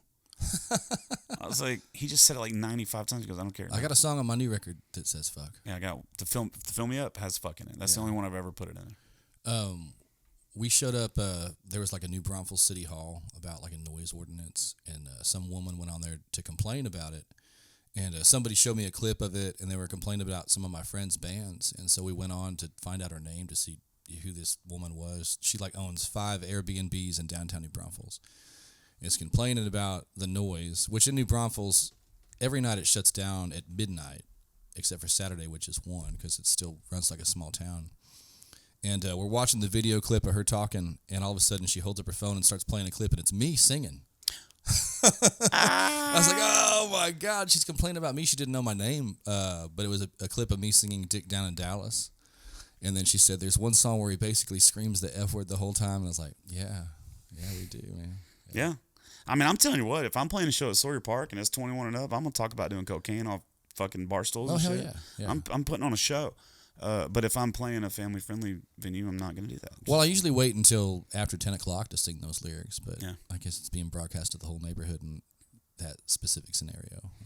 I don't know, man. I think if you're singing the lyrics of a song, it should be all right. My problem is I don't get in trouble there. Where I get in trouble is the saying it between the songs. Accidentally. Oh, fuck, I said shit. Yeah, exactly. Yeah, that's exactly right, man. I get, but I really haven't gotten in trouble, man. I haven't had much pushback from doing much, except there's just been a couple instances. And listen, this is the thing that people don't understand about those of us that have been doing this a long time. Like I said, I've been doing this since 2006. Yeah. And from 2006 to 2020, the majority of those years, I played 300 shows a year. Yeah. The majority. That's what I was doing in 2016 and 17 and So 18. I am well over 5,000 shows. Yeah. So think about that. I just want somebody to think about that. Jeff Canada, the fucking guy, everybody wants to whine about me. I've played over 5,000 shows. I've been fired one time. Only once? Once. And You're that not was trying hard enough. And that was from the fucking dude. Well, like I said, I've only been fired for what I did on stage. Probably never. Mine was just the rodeo. Never. Just the rodeo. That's it. Yeah. And then and that's it. You know, there was one venue that I never went back to because I almost beat the owner's ass because his bartender told us we were too boring. And I'm like, we're everyone's favorite band in Houston, and we're too boring for you. But come to find out, she was like a huge Deftones fan, and we're playing like, you know, country music. Pour some sugar on me and shit. Yeah, well, Fight for your right, stuff like that. they got to know the audience and the band. Yeah. Yeah, it's stupid, man. It's well, that's the thing about music though, is it's so subjective. I have a friend who wrote a song called "My Haters Make Me Famous." Yeah, you just got to leverage that shit. love it. I do Like, it all the post time. it when people say hateful shit about you. I do. Put it on there. I do. Yeah, same here. Yeah. It's good for you. There's no such thing as bad publicity. That's what I love about this podcast. I can Yeah. say whatever the fuck I do. I can say retard. Oh my God. I can say The if I want R to. word. Yeah, and it's like if you have If a you don't want to listen, change the channel. you have a choice, listen or you don't. Yeah. Like it's that easy. That's how I feel about it now. The two songs I have on the new album that are the most offensive are some of the earliest stuff I wrote. Because when I was starting out, I was worried about that stuff. And to some degree, I think that's legitimate. I wanted people to take me seriously before I released that. But one of them's called You Wouldn't Know Country, but the chorus is You Wouldn't Know Country if it kicked you in the dick. And the other one is I like it. Rowdy Country Song. It goes, this is our Rowdy Country Song, all you fuckers sing along. They're great songs. They're fun as hell. But if you get all uptight about, you know, cursing or making fun of country music or rappers singing country music, then it's not for you. Yeah. But that's what we got to get back to. We got to get back to realizing that, like, you can't please everybody. No. And not everybody's going to like what you say, and not everybody's going to like your music. And that's okay. Do you. And Well, even be real. Morgan Wallen, for example, he got in trouble for a bunch of shit on social media. It only boosted his record sales. Well, that's a little bit different. It's a little bit different. But what I'm saying is your haters make you famous. Yeah. When your fan base hears that somebody hates you, they'll love you more and they'll defend you, right or wrong. Yeah. Yeah. Maybe that's why I have so many unfollowers, because I've been talking so much shit about some of the artists out there. Keep up talking shit. No, I vowed that, I mean, I'll still talk shit about bar owners and stuff, specifics, but I vowed that I'm never, ever, ever going to say anything negative about another I do my artist. best not to. Yeah, I'm just not. If they're famous as fuck. Yeah, oh, yeah. I'm talking about the local. The most I'll do is say, I don't care for their music. Yeah. You know, they're doing them. They're doing great at it. You know, but there's no reason to disparage other artists. They're trying their best. Mm-hmm. And even the famous ass guys, they're getting a huge paycheck to put on those skinny jeans. You know what I mean? Yeah, so. Yeah, I don't know. My one thing that I don't like and that I can't stand is when an artist treats their fans like shit. That's the one thing that I can't. Who would do that? It happens all the time, bro. If I do it, it's accidental because I'm impaired, socially impaired. Yeah. I'm awkward as hell. So for me to do my genuine self is to go hide after every set. Oh, really? Yeah. Not me, man. And I kind of had to embrace that because for me to like force it and go out and talk to everybody doesn't do me any favors necessarily. Like I said, I haven't done an in-person interview in 2 years because I don't like talking that much, and I want the music to speak for itself. You're a purist. Yeah. I never wanted to be famous by writing songs that were kitschy or having a cool TikTok channel. You know, guys are getting picked up by labels for how many followers they have on TikTok. And we see how well that's working out. That will never be me. And we see how well that's working out for Yeah, them. exactly. Yeah, They get on guys. stage and they can't sing. you know? Yeah. It's terrible. But that's not a new thing in music, is guys who can't sing being famous. One of those guys that blew up, another friend of mine, I won't say any of their names, another friend of mine opened up for them, and it was their 5th show ever. And God, that's disheartening. they had no fucking idea what they were doing. Yeah, Like none. yeah. Somebody just told them, walk on stage and sing. Yeah. Yeah. But really, it's like that all the way down. Like Oh, yeah. if you have somebody out there that's just putting out original music, the odds are they haven't been doing it very long. because most of the dudes that are putting out original, unless they're already there, Yeah. but I'm talking about the newer cats. Most of the time they're coming out of the cover world, or they're coming out of the church world, or coming out of somewhere where they knew they can sing, but they, you know what I mean. And so a Yeah. lot of those guys they haven't played 1,000 shows. Like me, there's nothing that can happen on stage short of like a terrorist attack that would Even then, you might keep playing through. Yeah, It's just a bomb, folks. yeah, that would surprise me. You know what I mean? Like yeah. I've seen it all. Yeah, I got stories, curl your toes, man. Yeah. Like if my in-ears go out, I'm not gonna all of a sudden. No, you pull not them be out and keep playing. I'm not gonna all of a You sudden might be sing off off key a little bit. Not really. Just a little bit. My muscle memory's there. The problem I have is my hearing's going a little bit. Yeah. And when you hear the house sound, it bounces and changes the pitch a little bit. And since I'm playing bass, it really warps those tones. And so I have to listen hard to the guitar to sing in tune. If I listen to the bass, it jacks me up real bad. Yeah. But yeah, it is what it is. I make do. I don't ever think I sound bad, but if I listen to the recording, I would think I sounded bad. I don't even have the bass in my ear mix. Oh, I don't play bass by listening to it. If I can't feel it, I can't play it. Yeah, I on our full band shows the bass is not even in Yeah, there. who needs a bass? It's not even in the ears. I want to feel it, but that's about it. I need kick, snare, electric guitar. Before I was playing bass, the only thing I put in my ears was acoustic and vocals, my vocals. We used to do that thing where you were playing the bass on the acoustic too, right? Yeah, I invented this. Like I'm kind of a electrical engineer as well. I do a lot of nerdy shit, and I took a pickup and put it under the top two strings of the acoustic, and so it was the A string and the E string, and then it came out in a stereo pair, so they came out separate. It went into the soundboard, and it had a gate on it, so if there's any noise coming out of the E string at all, it would mute the A string, so that you wouldn't get two tones going into an octave pedal, and then it would run into the octave pedal and back into the soundboard, and you could get a clean bass line just strumming chords. It was pretty Yeah, cool. I saw you do it. Yeah. You It's were insane. explaining it to me one night. It's pretty complicated. I made a video on YouTube of how to get rid of your bass player, but Yeah, I remember that. there's no substitute really. No, I mean there's not. It was functionally cool. We would have people come into the show and stare at the stage, and I can always tell when a bass player walked into our show because they'd just be like, Yeah. "Where's the bass player? Where?" Yeah. Yeah. He's at the same place that the pedal stereo guy is with this band. He's the same place the fiddle is with that band. What I would say is that we weren't running tracks, Right. And that's where I draw the line. Yeah. Is the show we do on stage? I want it to be happening right now. Whatever we're doing, it's organic. Yeah. And I've been asked to do tracks before in other situations. My answer is no. Fuck Yeah, no. I won't do it either, but I also don't knock anybody else that does it. I mean, I get it.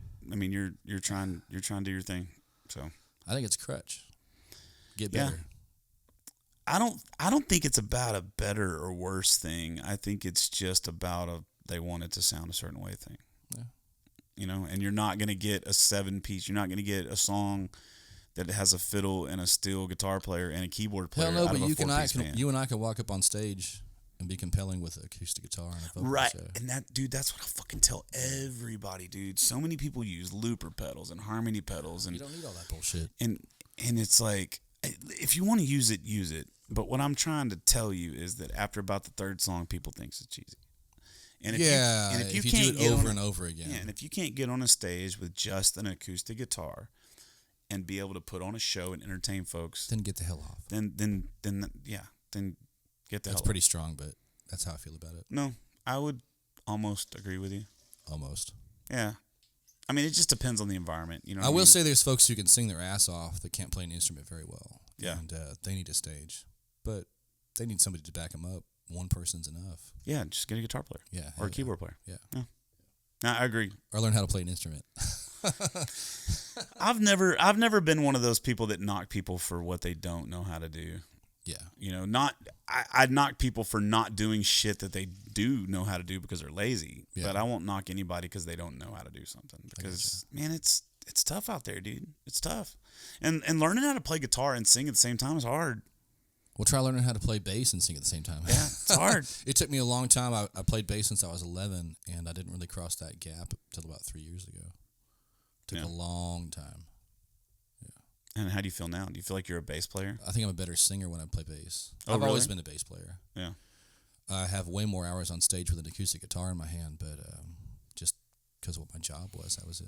Man, I would give anything if I could put the guitar down. Like I was. Oh, Thinking, really? I was with that. We were with the full band this weekend. I'd feel naked if I didn't have anything on me. I would not. I'd feel terrible. I would not. I've done it before. Yeah. I would love if I could just play maybe acoustic on like 3 songs a set for the full band stuff. But Really? But then I have to have another guitar player and. Like I said, we tour as a 3-piece because it's cheaper. Yeah, and that's the reason I do it. One less guy. Yeah.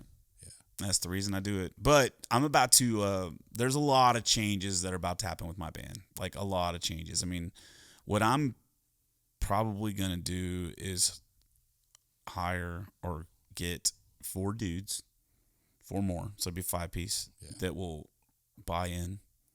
It's hard to find. To what I'm doing.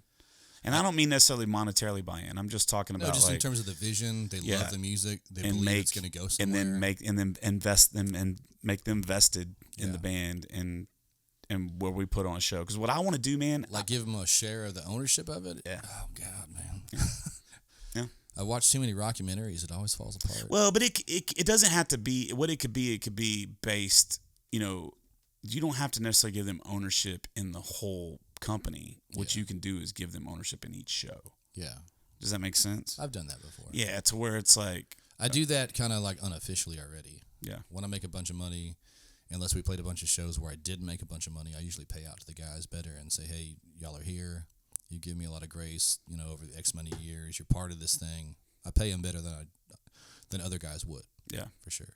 I pay my guys $300 a night, and so I hope to. Usually, the least I'll ever pay those guys is $200. Yeah, I never pay less than $300 a night. Yeah. It's always $300. Nice, man. It's $300 no matter what. Yeah. Well, my drummer is $200, but he's also my manager, so he gets 10% on top of that. So he gets $200 plus 10%. Man, in this market, that's about fair for guys who are pro.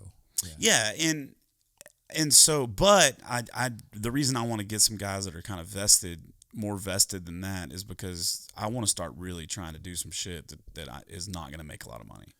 You know, I want to start going out. You know, last year I got offered so many opening spots for $250 and $500, and I turned them all down. And for the whole band. Yeah, and I turned them all down, but you have to do it. You have to do it if you really want. Dude, I'm telling you, I'm with you, and I'm groaning because I feel the pain as I've turned all those down so far too. Yeah, I have to right now, and it's because I always did it as a business, and it didn't make a whole lot of sense to play for no money, but it's also why I'm here where I'm at right now. Yeah, probably sure. why you're at right now. For sure. You know what I mean? Yeah, because absolutely. we didn't. You know, I hear stories of guys like Tanner Usray and. You know, the guys that are really kind of blowing up. Man, he's huge. I was in Key West for Mile Zero. He got on stage and everybody went wild. Dude, during COVID, he opened up for me for house parties. Yeah, but he's been out doing it, bro. Oh, no kidding. He's been out doing it. Yeah. Not only that, man, that dude is a networking genius. Yeah. He talks to everybody. He came to my show at Steamboat, and we talked, and then I went to his show at Steamboat, and we talked again, and then we followed each other on whatever, and then he had a snowball fight the last night, Tanner Usray's first annual snowball fight. But I didn't go this year. But, I mean, even now, today, even as big as he's blown up, if I was to tag him in something or say something nice about him, he always comments. Always. Yeah. Or he has somebody doing it, but either way, it doesn't matter. Well, how would they know you, though, if it's somebody doing it for him? I think he does it with everybody. I just think that's just how he is, and that's the way I am. Like I comment on everybody's post. I do too. I'm very, very active on social. When you media. asked who's supposed to do the dishes, I said it was your mom. Yeah, I remember that. Yeah, you made a couple mom jokes the last couple weeks, and I want to be like, dude, my mom's dead, but I didn't want to say that. Usually, I'm sitting on the crapper when I'm doing that, late at night. Yeah, I didn't want to say it on the internet, and then who really does the dishes is me, even though I'm cooking because I'd clean while I'm cooking. Yeah, and I'm efficient. A lot of people do that. Yeah, it's easier. All those, I don't give a fuck. All of those questions are for one reason and one reason. I realize that. It's funny.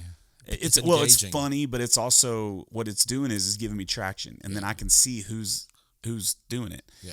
And if you go look at my statistics over the last 4 months, you have a great social media strategy. Thanks, man. It's engaging. You just try. Even everything. I had to answer. Yeah. I didn't want to. You just try everything you can. Yeah. You know, but I'm also learning a lot about my fan base through doing that. And if I ever post a question that's more serious, those people will answer it. Yeah. You know, and so I'm not kidding. If you go look at my analytics, if you go like the last 4 months, there's like the picture of me kissing Chad Prather on the lips is the number one, like as far as views. Yeah. And then after that, the next 4 or 5 are all questions, and then after that, it's like a picture of something, and then after that, it's like questions. So those questions are getting a lot on Instagram. So I did that strategy, like I said, during COVID, and when it backfired, I was like, where's the line? What's too sensitive to talk about? I got burned. Well, that's because you did it at a bad time. What's cool about now in 2024? Nobody gives a shit again. People are tired of it. They're worn out. Yeah. And the right has fought back. From not just the right, a lot of the left has come more center. Well, even just independent thinkers have thought back, right or left. Yeah, Joe Rogan, Bill Maher, a lot of those dudes. They're asking this. This shit doesn't make sense. The dogma from either side. Yeah. Yeah. Now Bill Maher is back doing his liberal shit because there's an election coming up and he wants Biden to win. He hates Trump, but like Rogan is like, I don't know if you watch him or not, but Jesus, we listen to him while we're driving a lot. Yeah, a lot. He just says what's on his mind. There's a lot of people out there that are doing that, and they're not getting canceled. And I think that everyone realize, this is what we do in this country. Every fucking time something happens, we overcorrect. Well, the first guy through the gate takes it through the teeth, Yeah, but it's overcorrection every time. So it's like, okay, we have a terrorist attack, and then all of a sudden we're gonna give the right all the power and the Patriot Act, and we're just gonna overreact and give all our fucking freedoms away. Here you go. Yeah. And then same thing, you get the Me Too movement, and then what we do, because Bill Cosby and those guys, then it like swings all the way, and then people then you're canceling a guy who didn't even touch anybody. Yeah, just you're jerked off on his stomach, or Louis C.K. and shit. That's what I'm talking about. Yeah, and it's like, and so we overcorrect. Well, I think now I think you're about to see some craziness. I think we're overcorrecting the other way again. I think it's going to go so far this way that people are going to be saying all kinds of shit again. I don't even want to watch this election cycle. I just want to go live in the mountains for like a couple years. I don't watch it. I don't fucking care. I'm not, I'm at the point now where it's like, I think both choices are bad. It's a shit sandwich either way. Yeah, I think that if Trump doesn't win, it's going to be really, really, really bad. I'm already buttoned up and ready to go. Yeah, me too. Gotta go hide out. I think if Biden wins this election, shit's gonna burn. I really feel that way, and I'm not saying that in a figurative sense or a literal sense. People are gonna burn cities. I don't think cities. I don't think it's gonna be like going. I don't think it's gonna be like rioting, like Black Lives Matter stuff. I think what's gonna happen is you're gonna have some Timothy McVeigh type stuff go on.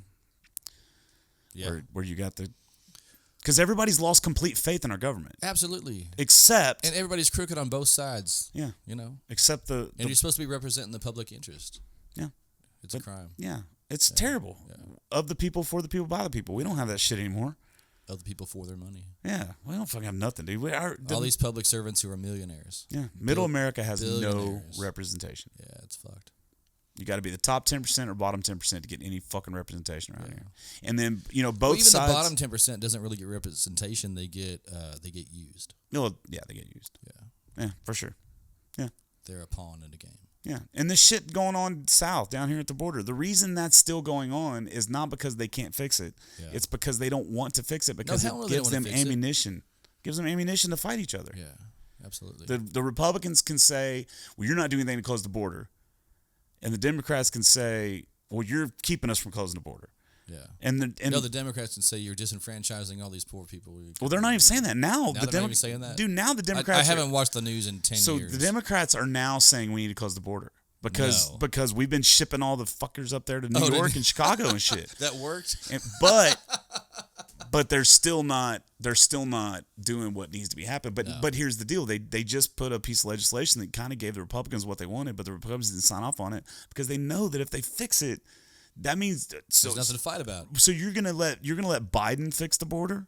Think about that. If you're Ted Cruz under the Biden administration, it got fixed. That'd be bad. Yeah. Yeah. Right. If you're Ted Cruz or Dan Crenshaw or one of these, these far right fucks, if you do not want any kind of anything being good under, and that's where we're at. It's terrible because we're getting fucked. Yeah, like the American people are fucked, dude. We're getting taxed out of our fucking. I just ass. don't participate. I don't either.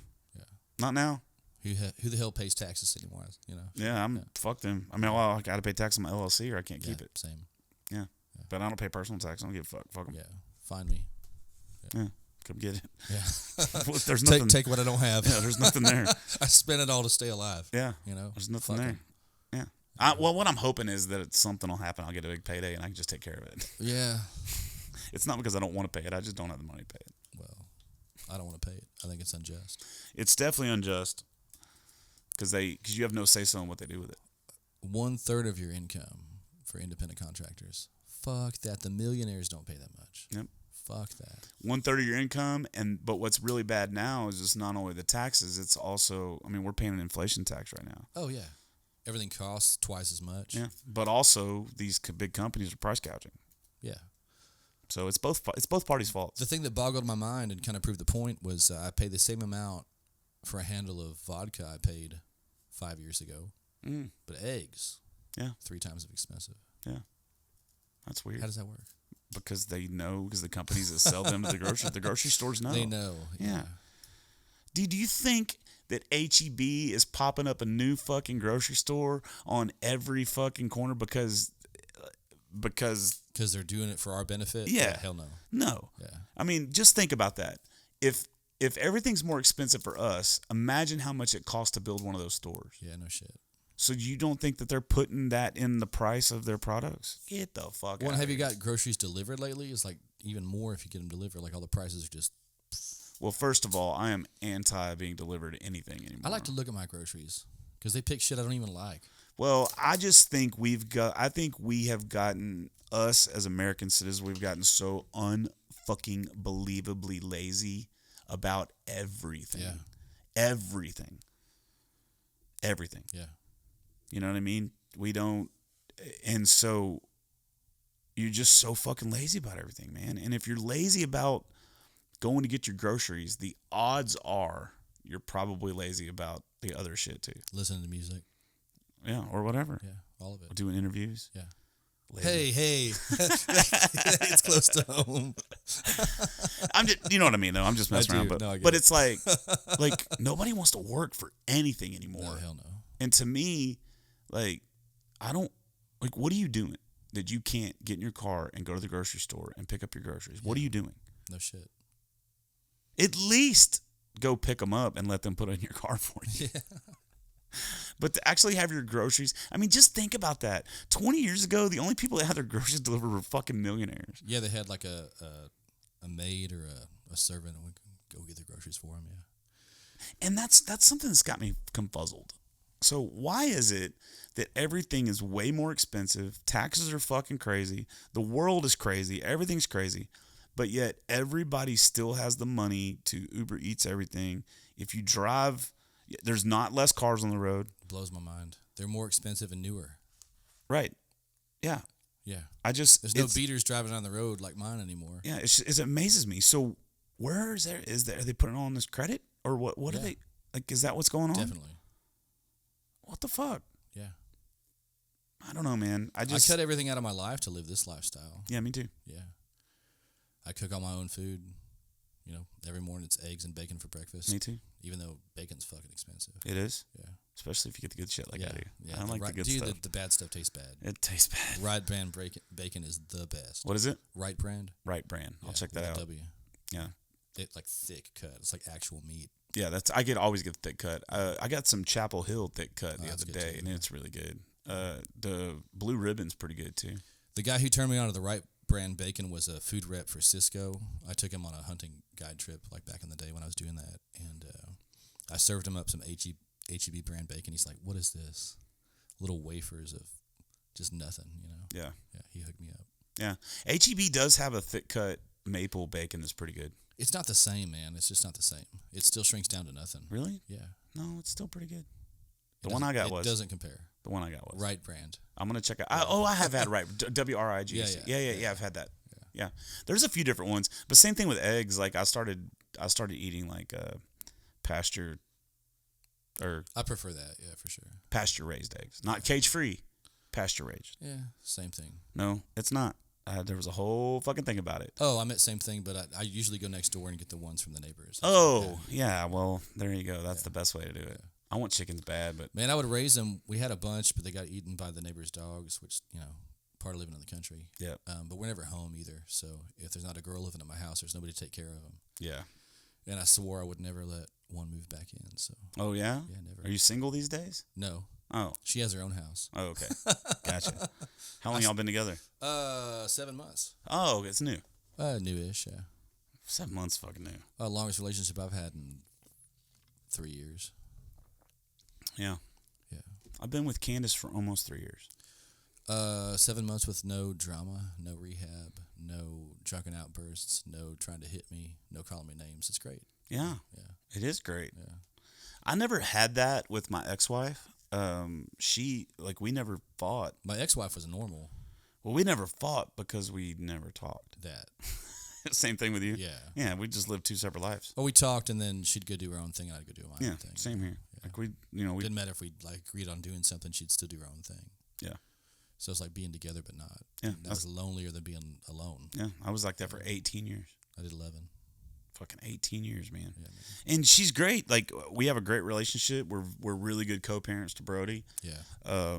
We communicate about everything. Her and Candace get along. I mean, she's Candace's daughter has actually stayed the night at her house before, and Yeah. on New Year's Eve, Yeah. so we could go out and do our thing. Well, like my ex-wife, I trust her, Yeah. She's a great person. Yeah. We just weren't partners, Yeah, same thing, Yeah. same thing. Well, and I fucked around, so there's that too. I did that once. I could only live with her for like 2 weeks. Then Yeah. I went honest ass dude. Yeah, me too. Now, well, I told myself as soon as that was over, it took me a long time to forgive myself, and I told myself, no, that feeling in your stomach that you have, It feels like shit, man. never again, dude. Taking a shower afterwards, you're like, God, why did I do that? Yeah, I tried to tell that to Candace, and it has nothing to do with how much I love her. Yeah. Like, I know that I'm not going to cheat on her because of how much I love her and how great of a relationship we have. Yeah. It's because I'll never do it to anybody because I never want to feel that thing. Well, in you my talked stomach. about dumb shit you've done from drinking. The only dumb shit I've ever done was sleeping with people I shouldn't have slept with. You Yeah. know? That's it. Yeah, same But here. that's bad enough. Yeah, that's pretty much me too. Yeah. Yeah. Yeah, it sucks. But luckily, I never got anything that was permanent. I don't know if I have yet or not. Thank Well, God. Time will tell. Yeah, that's it's one of those things because of what we do. It's there all the time. It's there all the time, but I don't even really look at it anymore. I don't acknowledge it. It doesn't even. I mean, my girl's so hot and so badass and treats me so well that there's no one that could. At this age, I think I'm finally in those shoes. But man, when I grew up, I was a fucking nerd. Oh, really? I didn't get laid till I was 23, Oh, and it wasn't because I wasn't good looking or talented. I just was so awkward, really? and so to finally get any attention at all was a big deal. 23. You Yeah. went almost a quarter of a century without getting laid. Yeah, dude. Really? Yeah. That's fucking insane. Well, it was that, and then the whole religious influence of no sex before marriage, and a little bit of that. But I think it had more to do with the fact that I just couldn't pull it off. Really? Yeah. I think I was like 14, Well, good for you. maybe 15. Fuck you. I would have been better off doing all that, when I was younger, because it's not cool to be whoring around when you're 30 something. Or 40 something. Yeah, there you go. That's what I mean. Yeah. It's not cool to whore around anyway, man. Yeah, it's kind of shitty. It's pretty shitty. It is shitty, but it's probably best to learn those lessons when you're younger, and it just took me a while. Well, you don't really learn your lesson, I don't think, because it's like if you go to prison. You just learn how to do it better? Yeah.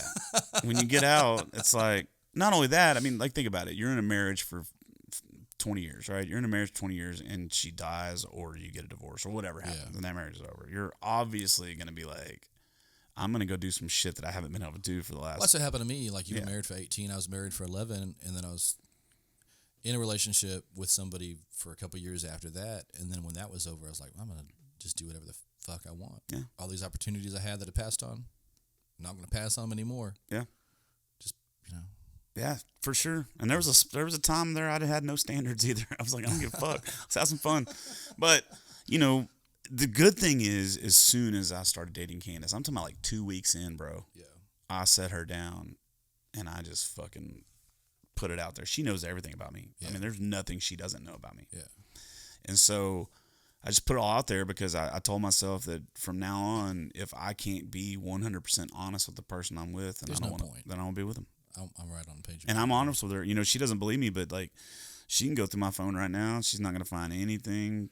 Well, I've even fucked up before with the girl I'm seeing now. Oh, really? Yeah, she asked me straight to my face, and I told her straight to her face, and it sucked. Yeah. Sucked a lot, but we got through it because I was honest. Yeah.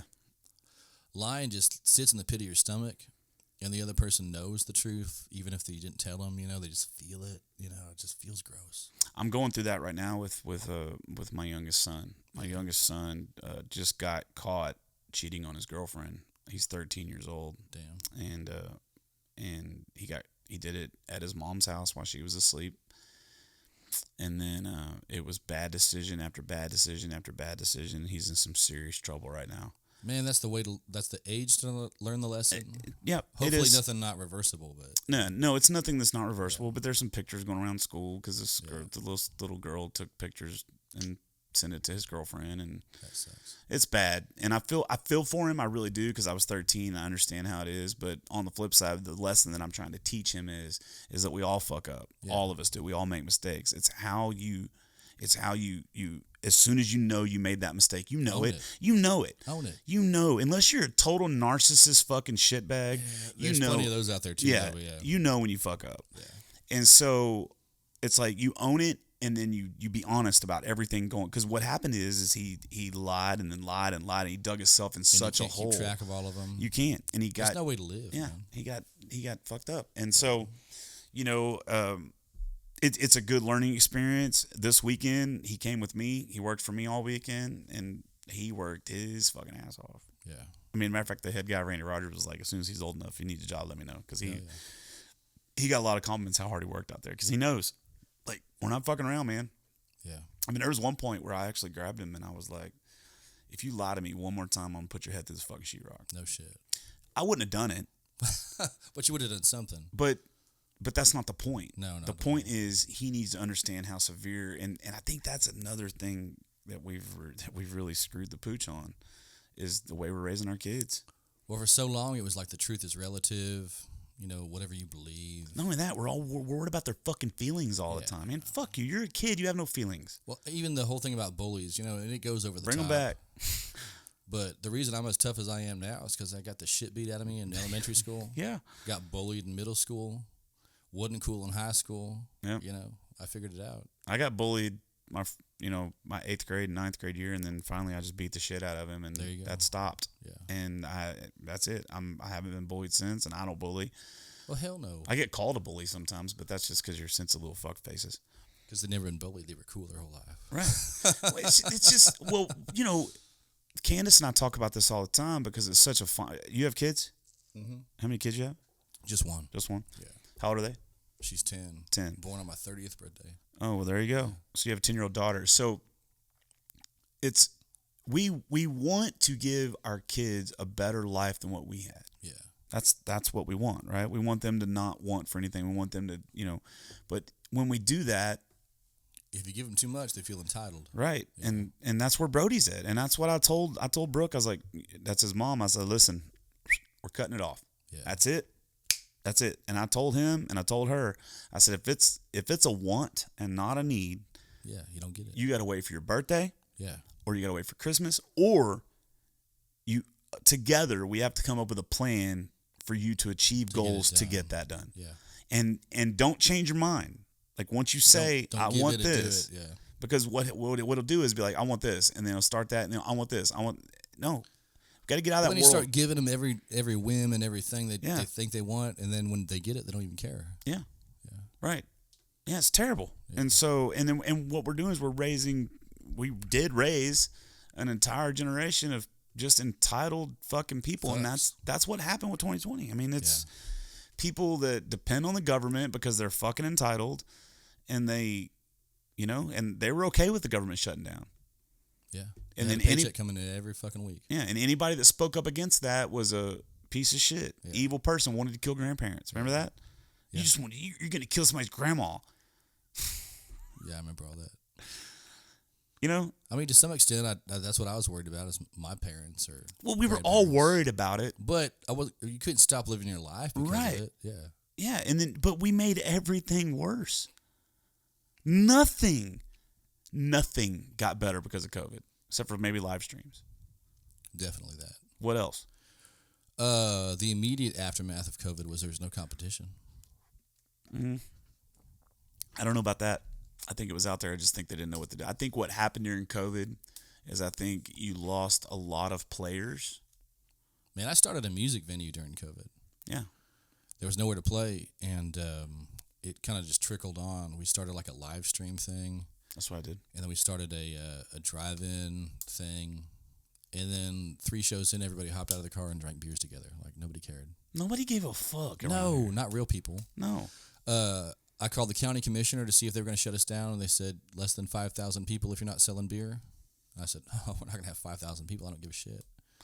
Dude, most of it was virtue signaling. Absolutely. Let me tell you, I'm going to tell you a story. There's this girl, and she's in the Houston cover scene, and we were pretty good friends. And I built a live stream whole studio, right? And we started doing live streams, and we were getting really good traction.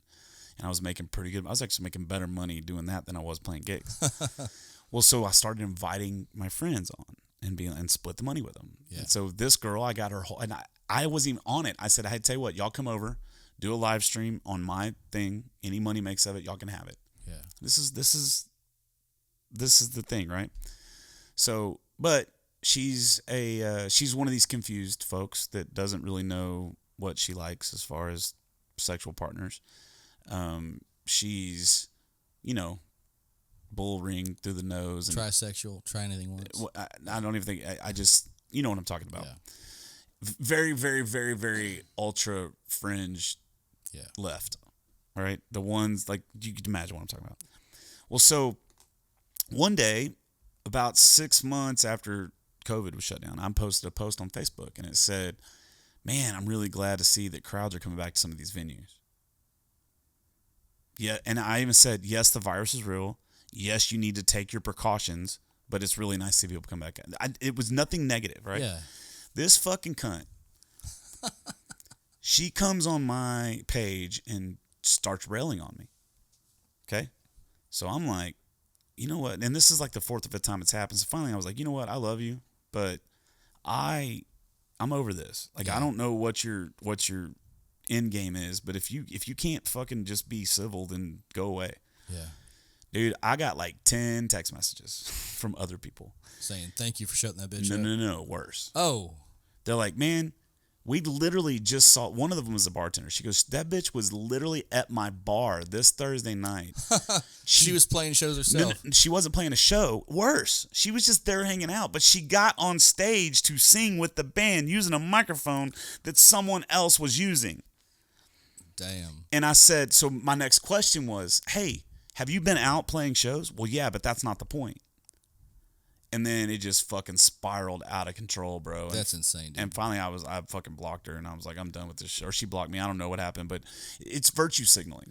I have a lot of special skills, and one of them is trolling on the internet, so I would have loved for that to happen to me. Yeah.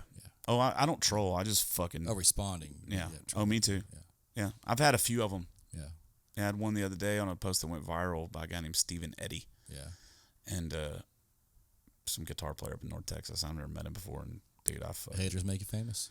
I lit him up, bro. Yeah, hell yeah. Got to. I finally blocked him because normally I don't block because I enjoy that shit. Oh, same. But the reason I blocked him is because he said some pretty outrageous shit, and then when I responded to it, he flagged my he notified. That gets dangerous because then Facebook gets involved and that's what turns happened. off your profile. That's what happened. He notified Facebook, and so I just blocked him. Once we go that route, like, you're gonna engage with me, and then you can't handle me engaging back. Yeah. You're out. See you later. Absolutely. Yeah, I can't fucking stand people that bust balls and can't have it bust back. Like, I just. Well, what's messed up about Facebook and most of the social media platforms is they have that recourse, and then anything that you said that Facebook disagrees with, they'll flag you for. Right? TikTok's the worst. Yeah. TikTok's worse than both of those. I don't even do TikTok. Dude, TikTok. I mean, last night I was talking. I went live for just a minute yesterday, just goofing off, and I talked about I said, yeah, I wrote this song on mushrooms.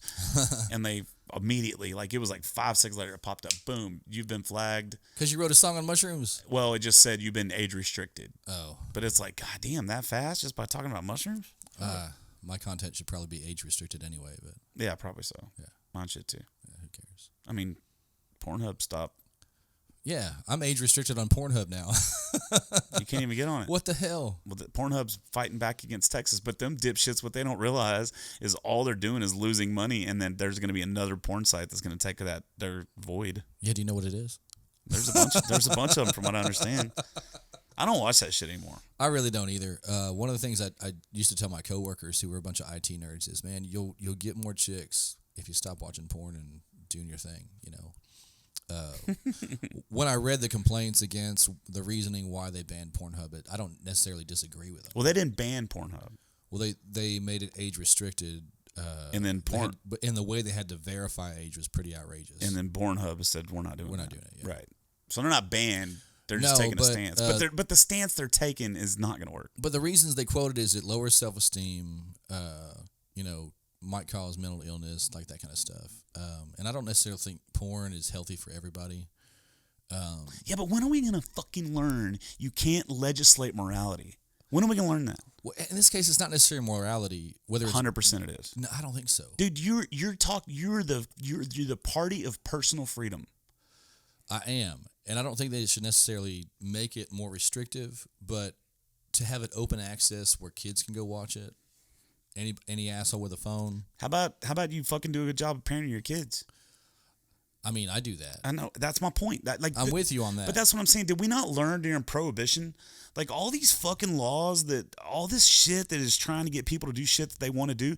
Listen, people are gonna do it, and as soon as but you weren't handing a minor a portal to alcohol during Prohibition either. But we're not doing that. You know who's doing that? You know who's giving that fucking phone? The parent. The parents. Yeah.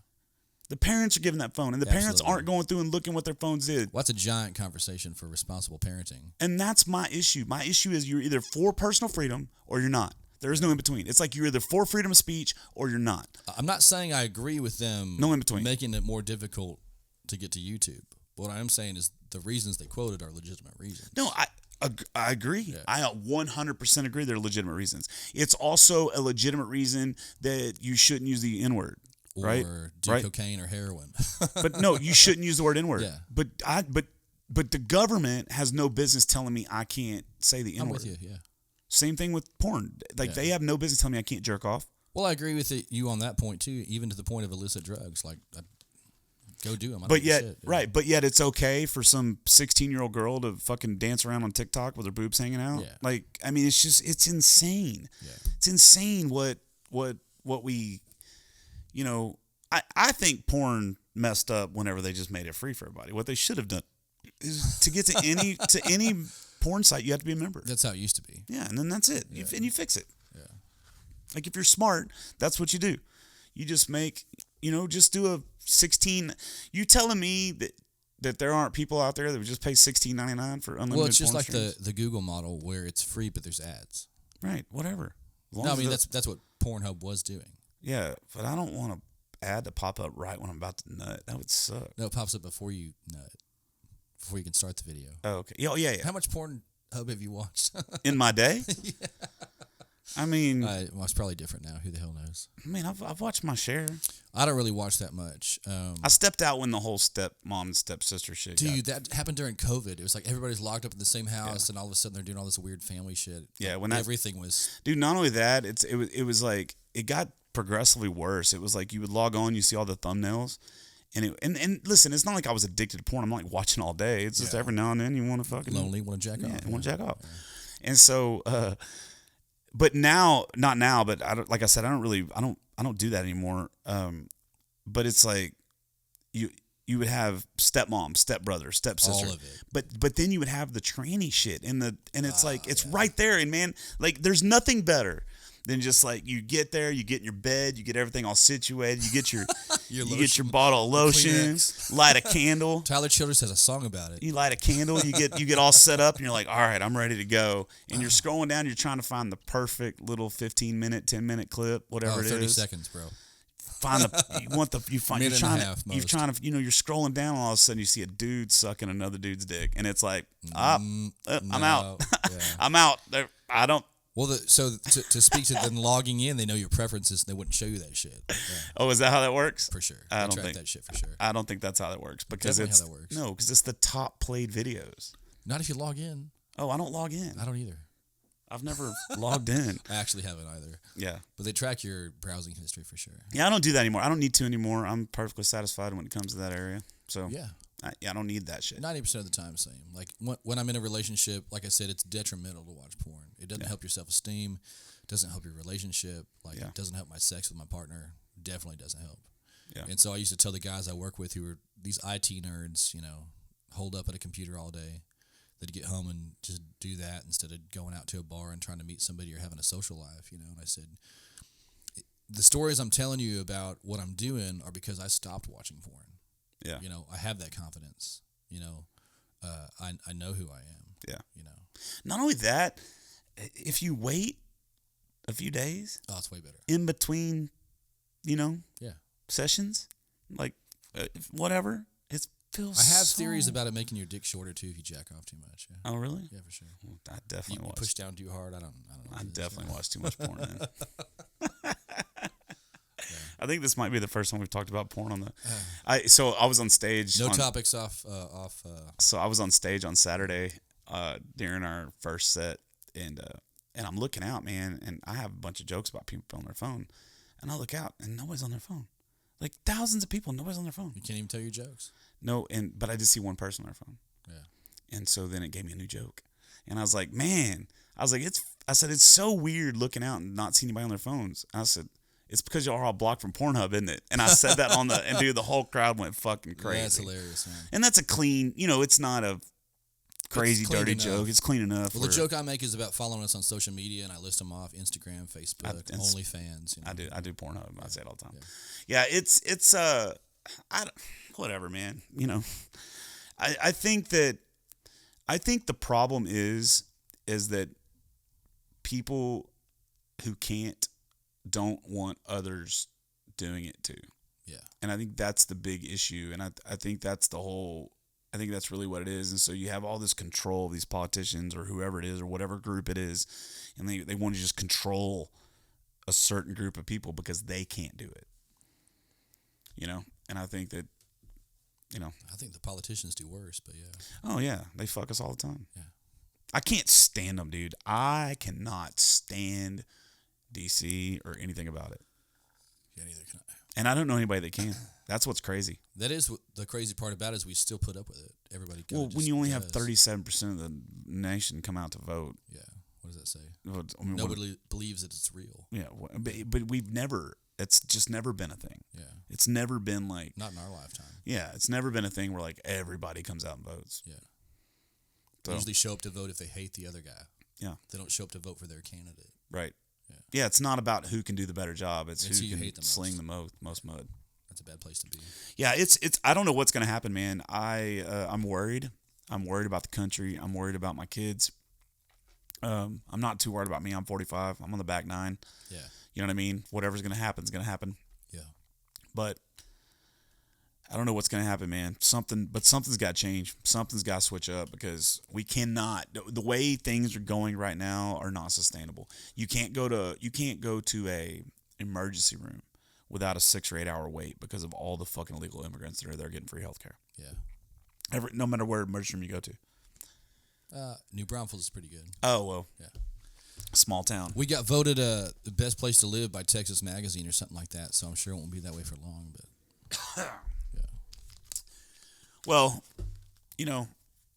Conroe, Texas, was a pretty cool town to live in for a while, and now it's just overrun by people. Man, I've seen the houses they're building. Yeah, it's crazy. Same thing happened. I live in Marion, which is outside of New Braunfels. When I moved in, it was like 1,500 people, and they haven't done a census yet. But God, it's like 10 times that many now.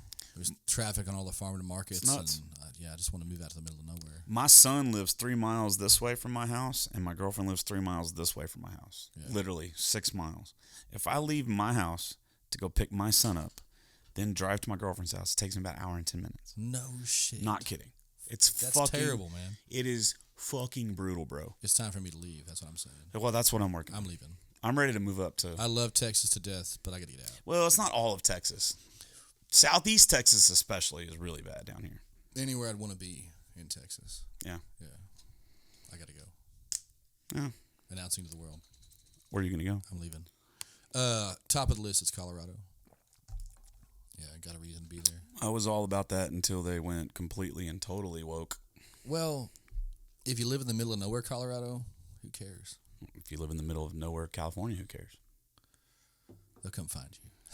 No, I know tons of people who live out. They got crazy legislation though. Like in Colorado, the state owns all the rainfall that falls on your land. You can't, catch it without approval. All that shit. But they also own the shooting ranges, and they're free to go to. Well, that's nice. You can also go to a national forest. A lot of BLM land to go camp on. Yeah. Places to go do shit for free. I spend a lot of time up there. Yeah, same. Love it. It's my favorite place to go to. I think it can stand the hippies and all the rest. Well, I mean, those are mostly in like Boulder or Fort Collins, and I'll tell you, one of the other reasons I want to leave is last summer. Dude, the heat kills me, dude. it was bad up there too. Yeah, but it wasn't as bad. Yeah, no, for And sure. it's dry. It's so hot, dude. It was. I'd rather be out in the woods, in the snow, chopping wood at 30 degrees, 0 degrees, in the snow. Agreed. Than to do anything outside when it's over 100 degrees or over 95. Dude, it sucks. I'm old and fat, dude. Me too, man. It Screw sucks this. when you're up on stage and you take a deep breath and it's just hot, humid, muggy, like you're sucking on a fucking Man, hair from dryer. day one, a stage fan has been essential equipment in Texas. Yeah. Even inside. I don't sometimes. use them. I would rather What? Mm-mm. Oh my God! I would How do you rather live? sweat. I would rather sweat my ass off than have that hot air blown on me. I do a fan inside in the winter because they crank the heat up so hot. I can't stand that either. It's miserable. It is miserable. It is miserable. There's a lot about Texas that I don't like, but I still love it. I love here. the people. I love it here. And I grew up I here. still, I love the culture. I like But that's changing too. But I like the fact that we weren't shut down as long as other states No, were.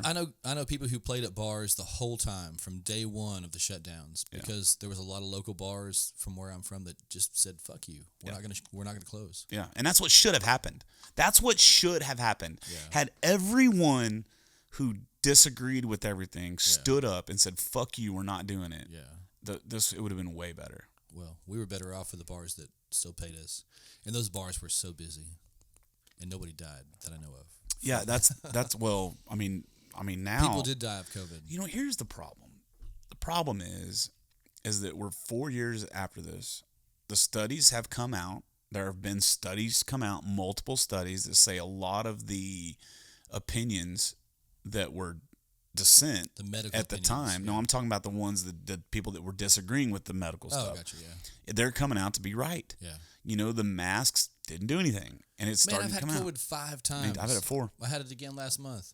Yeah, I've had it 4 times. It sucks. And- it gets better every time. Well, what's stupid is if I beat it the first time, then then that's it. Like, take me off the fucking list. Maybe. Because fuck you, I already beat it. It evolves. But so does fucking car accidents. What I'm going to say is I've had it 5 times. The first time was the worst, and it was easier every single time after that. First time was brutal for me. Oh, Man. God. I wanted to die. Yeah, me too. About day I thought 5. I might. I could hardly breathe. About day 5, I was like, Yeah. fuck this, I'm out of I here. was laying on the couch all laid up, and But man, I couldn't get my nasal passages to clear to save my life, but look at the dumb shit we've done trying to legislate safety. I mean, just look at it.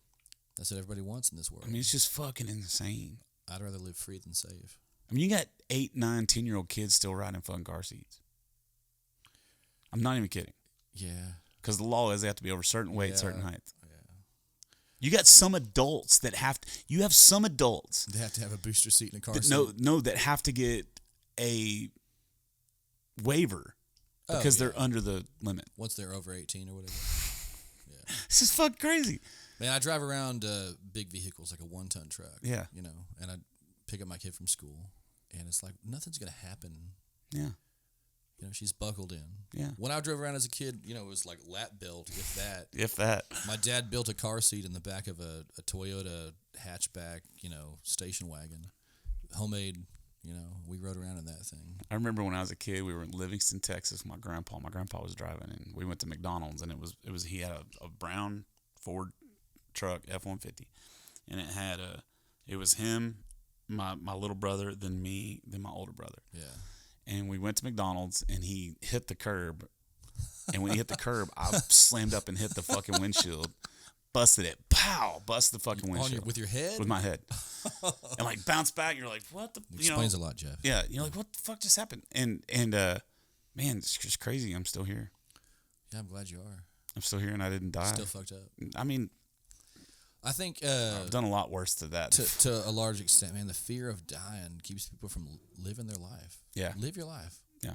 Nobody's safe, no matter what. No. It's more likely you'll get killed on the highway with a seatbelt on, than a lot of other shit that people are so afraid of, and they're making legislation to save you from. Imagine if you're one of the people that were on that bridge that collapsed this morning or last night. Didn't see it. And so there was a bridge in Baltimore, big bridge. Yeah. And it got hit by a freighter, and the bridge collapsed. Shit. Whole thing collapsed. Imagine you're one of those people on that bridge. One in a million shot. Hell of a way And to go. you're sitting in your car with your mask on by yourself. Are they still wearing masks in Baltimore? And then all of a sudden you just fucking fall That's like terrible. to your death. But you had your mask on. Your mask on. Had your mask on. Had your life vest on. Yeah, Still that went down. Right. Imagine that. Imagine wearing a fucking crash helmet everywhere you go. It's all a placebo, bro. Yeah, it's fucking Yeah. stupid. It's stupid. Everybody's gonna die. We're all gonna die. They talk about it, military. If you give up on the fact that you're already dead, then you live. Yeah. Yeah. And that's the If way you I am. spend your whole life trying to stay alive and fear of death, bad shit's gonna happen to you. Yeah. Yeah. Like my dad, I love him. I love him to death, but he goes to the fucking doctor like every other week. And he's just constantly getting checked on. He's constantly getting checked up. He's on all his medications, and it's Yeah. like, fuck. I would rather fucking die a year from now than have to go through all Same. that shit just to live. If I get cancer, I'm not gonna put my family in like insurmountable debt. Just give me some good drugs and put me out. Yeah. Yeah. Take me out back behind the Yeah. barn and fucking shoot me back of the head. Yeah. Oh, I'll yeah. do it myself. I don't give a yeah. shit. Well, that's Nobody has the balls to do it, but that's illegal too, apparently. I mean, that is my plan. I mean, my plan, because I know I'm going to get it. And when I get it, I'm just going to have a bunch of fun until it becomes too much unbearable. And then I'll just, I'll be like, hey, I'm going to take a camping trip to Colorado. What would you say to the people that say that that's selfish? Okay. It's my life. Deal with it. Yeah. Yeah, fuck you. I'm with you, man. You know what I mean? 100%. It's not like I'm killing myself because because I'm depressed. It's not like I'm. No, it's because you're not going to put them into insurmountable debt. Right. The amount of money it would cost for the medical establishment to cure you. Yeah. And the misery you'd have to go through to be cured. No. I already have it planned out. What we're going to do is we're going to have a big party. Yeah. It'll be a big party. Yeah. Big party somewhere. Live music. Invite me. For sure. Everybody be invited. I'll play it. Big party. Live music. Hookers, blow. Bro. Everything. Yeah. Pornhub on the big screens. Yes, sir. And then when that's over, I'm going to go and I will spend a weekend with my kids and with my girl, and we'll have the best time. We'll do something rad. And then I'll be like, Checking out. I love y'all. See y'all later. Iceberg.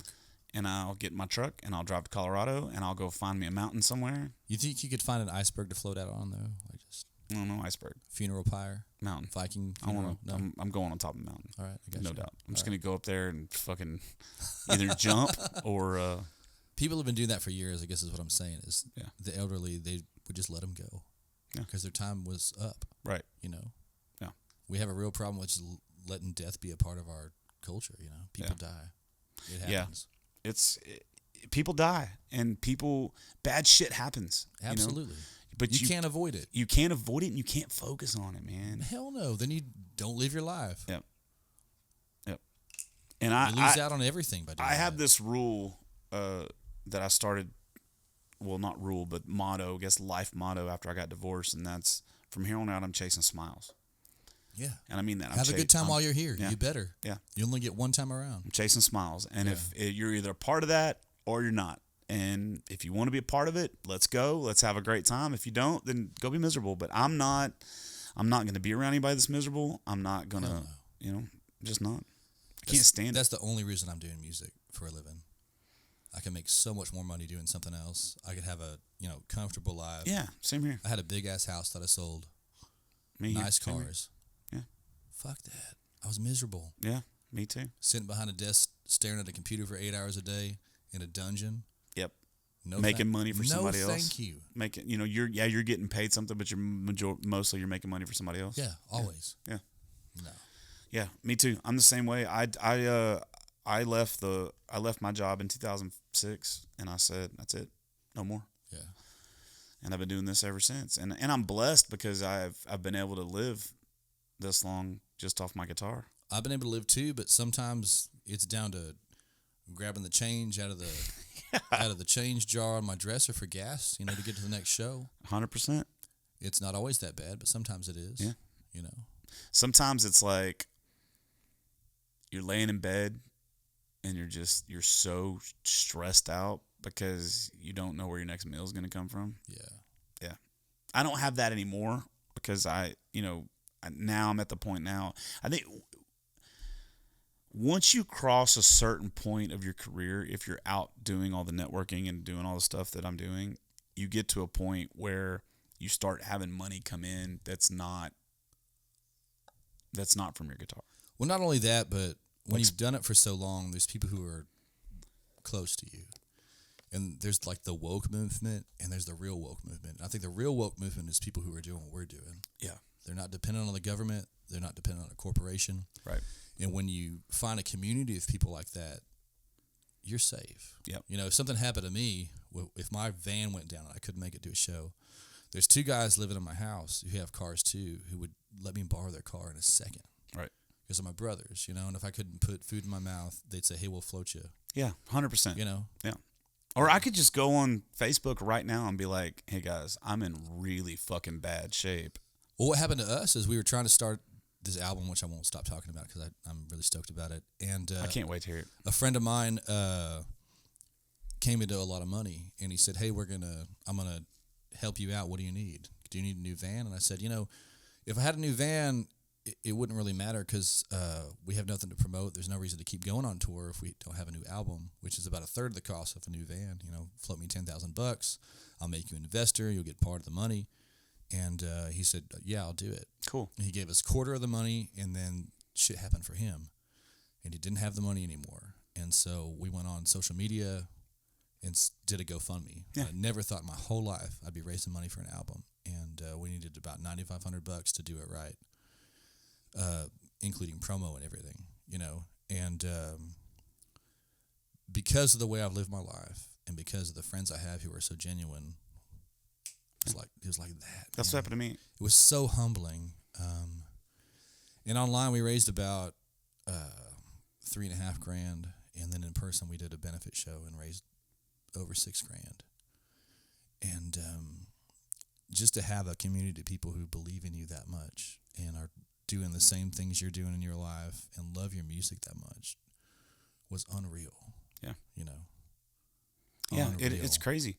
It's I've had people come to me and say, what do you need? Yeah. What do you need to get over that hump? Yeah. And then I'll say a number, and they're like, I don't think I could do that much, but I tell you what I can do. I can do this much. Yeah. And will that help out? And we're like, every fucking dime. Every dime helps.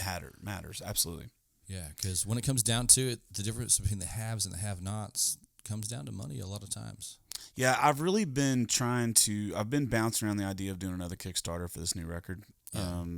So in 2018, 2019, I can't remember, I did a Kickstarter and I did it for $7,500 and I ended up raising like $11,000. Hell yeah, dude. So I did that and then I released the album and I haven't really asked for any money publicly since then. It's hard to do it more than once. Is it though? To me it is. It was hard to do it one time. Yeah. I don't know. I don't like asking for things. But the cool thing is, I don't either, but here's the fucking deal, man. When I'm really starting to realize in this industry, the people that don't like asking for things get nothing. That's kind of where, yeah. And the people, but there are people out there that want to help. And Yeah. if they want to help, that's what that Stephen Eddy fucking bullshit was I was telling you about earlier, is it was on my birthday. I make a Facebook post every year on my birthday. Every year I make a Facebook post, and it basically says, hey, if every one of my followers on Facebook Venmos me $1, well, he fucking came on there and telling me I'm begging for money, blah, blah, blah, blah. Yeah, and that's what started everything. And he got like... Boo to that. I totally go identify with your post. Yeah, he can go fuck himself. I got it. I don't care about that guy. He doesn't exist. Well, again, haters make you famous. Yeah. You need them. And so, I think we have to ask, And the latest guy who's kind of helping me with some stuff right now, you know, that was my biggest thing. You know, he kind of said something to me like over a year ago, and I've just been kind of like blowing him off because I don't like asking people for anything. Yeah.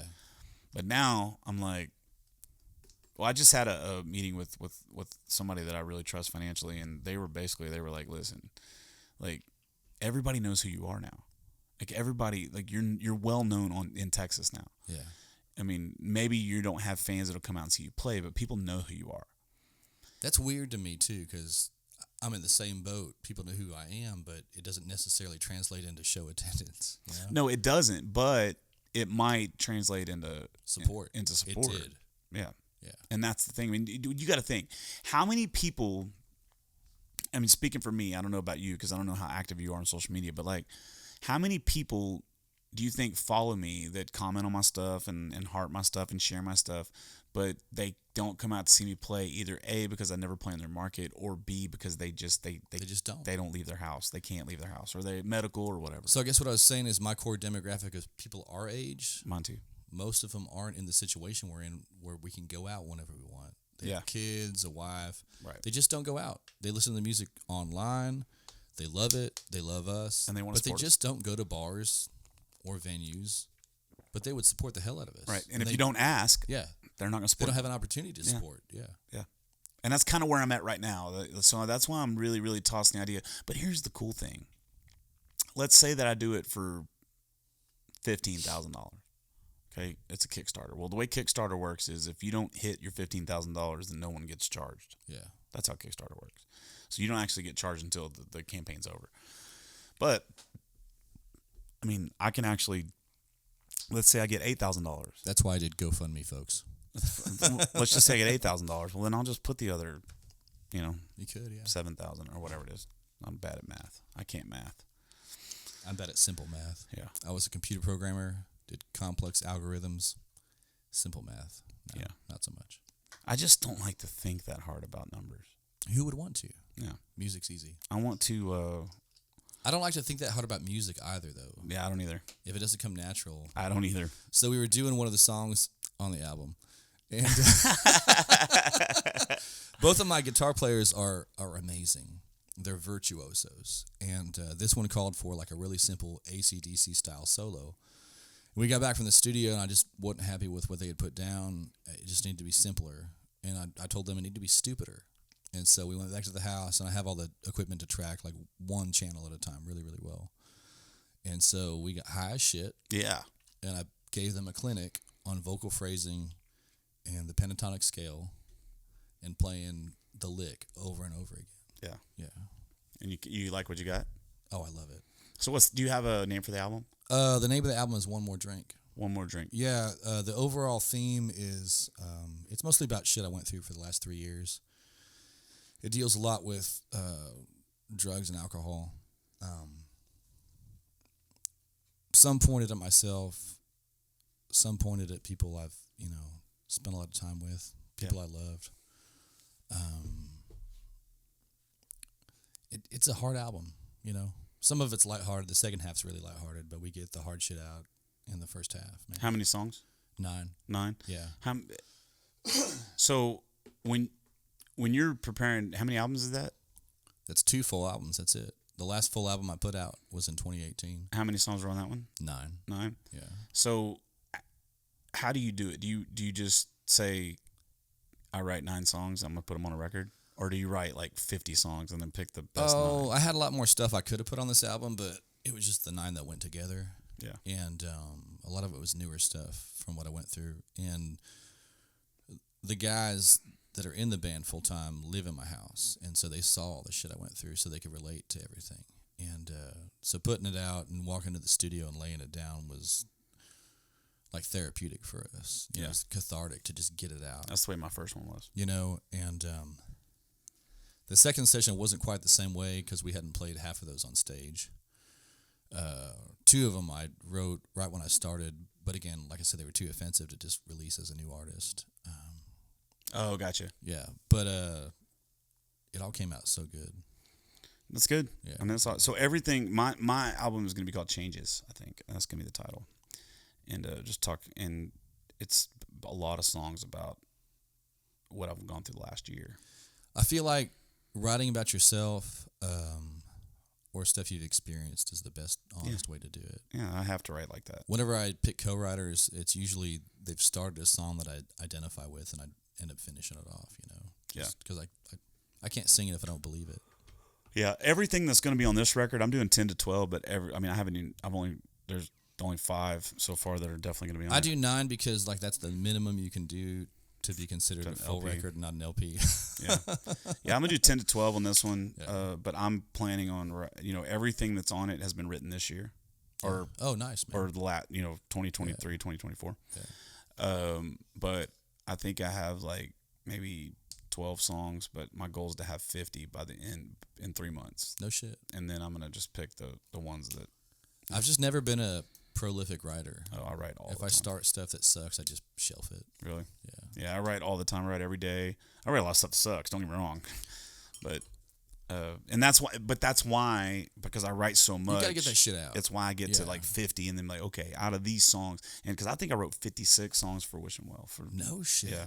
Damn, man. But the cool thing about this one, what I'm doing something a little different on this album. What I'm doing is, I have a guy named Josh Masters, and he is a wizard on all instruments. And so what I'm doing is I'm going to the studio, I'm laying down a scratch track, or whatever, laying down a scratch track guitar and a scratch track vocal. Then I'm sending him the song and saying, do me a rad-ass acoustic track. And he usually does 3 or 4 tracks, and then he charts it all out. He gets everything ready to go, right? He'll send that back to me. I'll come back in on this thing, and I'll lay down The real vocals. Not the real vocals. That's where it's going to Second tricky. scratch vocal? No. It'll be a real vocal, but so basically what I'm doing is, and then what we get from there, that'll be my work tape. Yeah. But I'm going to do 2 different things with that work tape. One thing is I'm going to keep that vocal and that acoustic guitar, and I'm going to add 1 instrument to each song. It might be a harmonica, it might be a fiddle, it might be a pedal steel, might be a lead guitar, or whatever. Banjo, whatever the hell, yeah. Yeah, whatever I want. Yeah. And then I'm going to release those songs over the next so-and-so as acoustic versions Oh, nice. leading up to the full-fledged album. That's a cool way to do it. But what I'm going to get is I'm going to get 50 acoustic songs out of it. Yeah. So I'm going to have enough fucking shit to be releasing something every month. That's nice, or man. every 2 weeks. Yeah. And so that's what I'm doing. That's how I'm doing it. Because I can do these acoustic. I can get an acoustic song done for around $400. You know what I mean? Yeah. Because I don't have to mix it. I mix it myself. I can master it. Yeah, that's easy. Yeah, it's easy. So there's 1 acoustic song on the album, and I did that at my house. I didn't pay for studio time. I have, enough nice microphones by now, a good preamp, and I mixed it myself. The only cost was $50 for mastering, Yeah, I pay a service, and it's monthly, and I can master as much stuff as I want. That's every awesome, month. man. Yeah, sweet. Yeah, That's cool. works out pretty good. Yeah. Yeah, I mean, there's so many ways to do it. I mean, I'm talking to this producer in Nashville right now about doing the full length record. Yeah. His name's Jimmy Melton. He did the last song that I did, and I kind of want that experience of going in and recording the whole album with a live band. I kind of want that experience. It's magic. But it's also very expensive. Yeah, it's expensive magic. Yeah, it's very, very, very, very expensive. So I think what I might do is only just do that with 1 song and probably pick a song that's not going to be on the album. Yeah. But my goal is to not put anything on the album that was written before 2023. Is there anything written before 2023 that you want to release? Yeah. I'm actually about to release one called Bystander. Oh, sweet. I'll play it for you here in a minute. Let's do it. Whenever we get off this thing. Hell yeah. Yeah, I don't want anybody to. It's not exactly a music podcast. I mean, it's about music. Yeah, well, it's not even about music. I mean, we talk about. I've had Pornhub. the episode that's going to be released tonight is a cop. He's not a musician at all. He's a cop Nice. that was 40 years at the HPD. I got a former Texas Ranger is going to come on here. Chad Prather is going to come on. Badass, dude. Yeah, dude, I've been talking to Adam Hood. Dude, I met that guy the other week. He was playing at Billy's Ice in New Braunfels, and we hung out in the such a after cool party. dude, man. He's chill, man. Yeah, I've only met him once, but it was he didn't remember. It was like, but he meets so many people. That's kind of what you had to put on those guys is they meet everybody. yeah, same with me. Yeah. yeah. Yeah. And I just met. He was playing at this brewery one day Yeah. during COVID, and I went by. There was nobody's been paying attention to him, and I was a huge Adam Hood fan. I just went by, stopped by there, and me and some friends, and I just wanted to introduce myself real quick. So it wasn't like I met him in like a, In a crowded bar, I mean, full on. no, I mean it wasn't like I met him. Like the first time I met Brady Black, it was just we were just hanging out, and so Yeah. he remembered me. Yeah. But Adam, it was just at a venue, and, Yeah. and if, when you meet somebody at a merch table, you're not gonna fucking remember them. No. And I meet tons of people. I can't remember everybody I meet either.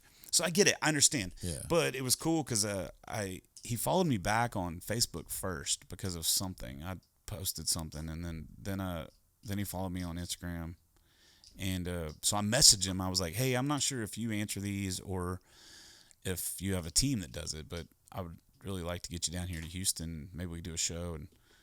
And then he said, "Yep." He said, "It's all me." He said, Hell yeah. and he was that's like, really "Yeah." cool. He was like, "I'll be down."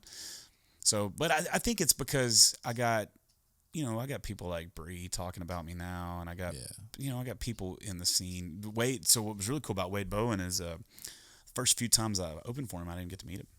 No shit. Because I'm not a door knocker, or I'm not like a. You're not gonna go barge into their green room and be like, "Hey." Yeah, I want to hang out with the people. I don't Yeah. really give a fuck about the art. I mean, no offense, artist. I'm there for the people. I don't give a fuck about the artist. But I got offered last year for Memorial Day. I got offered to do a private party with him in the back in Kingwood, Texas, with just 50 people. That was it. 50, 60 people, him and I. That's the kind of show where you make relationships. That and dude, yeah. And now That's every cool. time I see him, it's like That's what's up? fucking cool. Man. Yeah, but dude, it's the best, man. Yeah.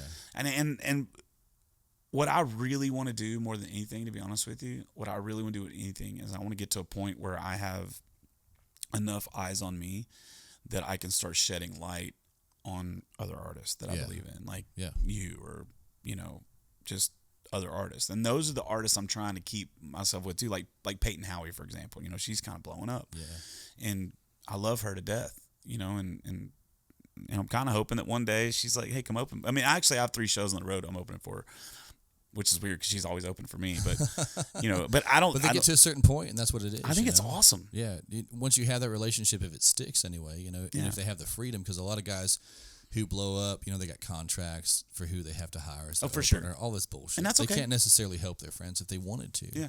But if they could, they would. Yeah. Yeah. And that's okay too. Yeah. I mean, I don't ever do anything with expectations of getting anything in return. But when it does happen, it's like, that's fucking awesome. I don't either, man. The only people I help are people who want the help. Yeah. People ask me how I've done what I've done, which I don't think is that remarkable. I know who you are. Well, the guys who I answer are the ones who will actually listen to what I have to say, Because a lot of guys want to know and they want an easy answer, like, how do I get famous? How do I get people to listen to my songs? And it's not a simple answer. Yeah. But I'll tell you how I did it. Yeah. It took a lot of work. Yeah. I love your music. I have one or two of your songs on my break music that Hell yeah. plays all the time. Sweet. Every time it comes on, I was like, man, I love this song. I couldn't tell. I have to look it up, see what it is. I love your stuff, man. I think you put out good shit. I don't know why you're not. I don't know why you're not a bigger name than what you are. If I had an answer, I put my professional life on a back burner for my personal life for a little bit, and that was great for writing songs, though. Yeah, I get that one. I get that one for sure. Yeah, and this album shows it. I think it really does. It showcases a lot of shit I went through, and hopefully shit that people identify with. That's always my hope, is it's honest. I believe in all of it. I'm also not very good at networking. Like I said, first in-person interview in 2 years. See, and that's one thing that I think that's one thing. Like for me, it's very hard to understand that, right? Because I'm such a fucking extrovert. Well, me and the boys in my band, we talk about it a lot. We're pretty sure we're all on the spectrum. They used to call it like Asperger's for somebody like me, but we're all on what they call it, the autism spectrum now. And I cope with that in a lot of ways, but man, I don't get social cues. I don't get sarcasm. I don't get jokes all the time. It's hard for me to be in a large group of people and feel comfortable. And so the best way for me to do it in an honest way is just to write songs I believe in.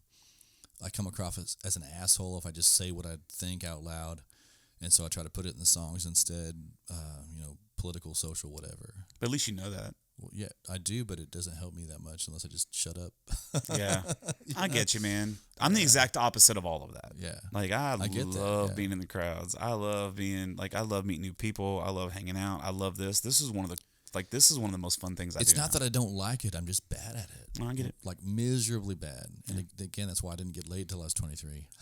And if you know, and listen, there's nothing fucking worse than being uncomfortable, bro. Yeah, and everybody can sense it. Yeah, And and you're also getting older. You're 40. Yeah. And so you're gonna get more stuck. I was in your looking ways. at pictures of me when I started, and my beard was all like dark black looking, and it's been 6 years of hell. And Dude, I was watching a video from last year, and my beard was fucking dude, it happens fast. dark. It happens fast, man. Hard living, dude. And some people are like, you should diet. I'm like, No, do it'd you be not fake. do you not understand my You don't whole understand fucking brand? the whole premise. My whole We're brand real. is real. Yeah. Like that's it. It's funny, and not only that, man. I don't have a vein bone in my body. No. Like I lost 26 pounds, but it's not because I'm trying to look better. It's I mean, 'cause I'm a little self-conscious about the dad bod thing, but at the same time, I also don't give a shit. Yeah, Like, I'm not. I am what I am. Yeah, It'd be nice if I was skinny, but I'm not going to change for anybody else. I don't understand eyelashes. I don't understand the lip. You don't do your injections. eyelashes before the show? Man, I just don't understand missing it. out. I don't. As Candace started getting eyelashes, and I'm just like, I don't fucking. man, that's a understand. woman thing, though. I don't Like, understand. Women But are different. luckily, she doesn't have the big tarantula legs, though. Yeah. They're just my niece. She has an office right here next to us, and that's what she does. And I saw her for the first time in like a year the other day. I walked in here, and she's got these. big old. Like she's like, give me a hug, and I think I feel on the back of my neck. That's how big they are. They're so fucking. I'm like, same thing with like lip injections. I just want to let you ladies know, just real quick. PSA.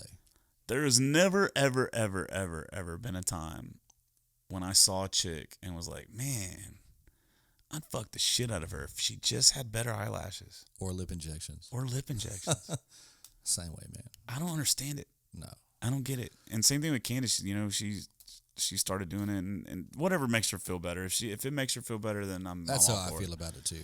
I'm all for it. But what drives me to a woman is the same thing that drives me entirely, is authenticity. Yeah, me too.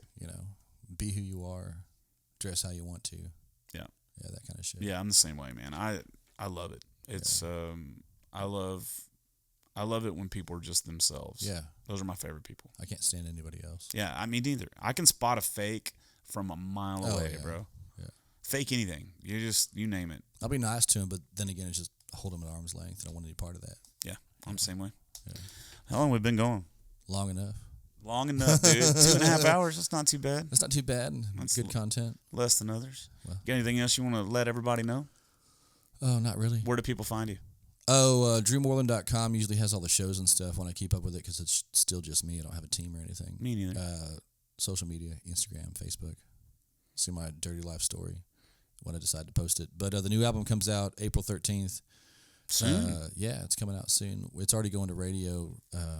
It had its first spin last week, and I've never been more excited to hear myself on the radio. I've heard it a bunch of times, but this one was different. What's the name of this one? The single that's going out is called Down in Alabama. It's the only song on the album I didn't co-write or write, and it's real, it's gritty, it's real good. And the name of the album is One More Drink. April 13th. April 13th. You can find it everywhere online. Do you have the pre-save link anywhere? Not doing pre-saves. Okay. No, just viral marketing. Why not do Guerrilla style. pre-saves? It costs money. No. Yeah, it does. You should be able to get a pre-save link for your distributor. It depends on your distributor. But okay.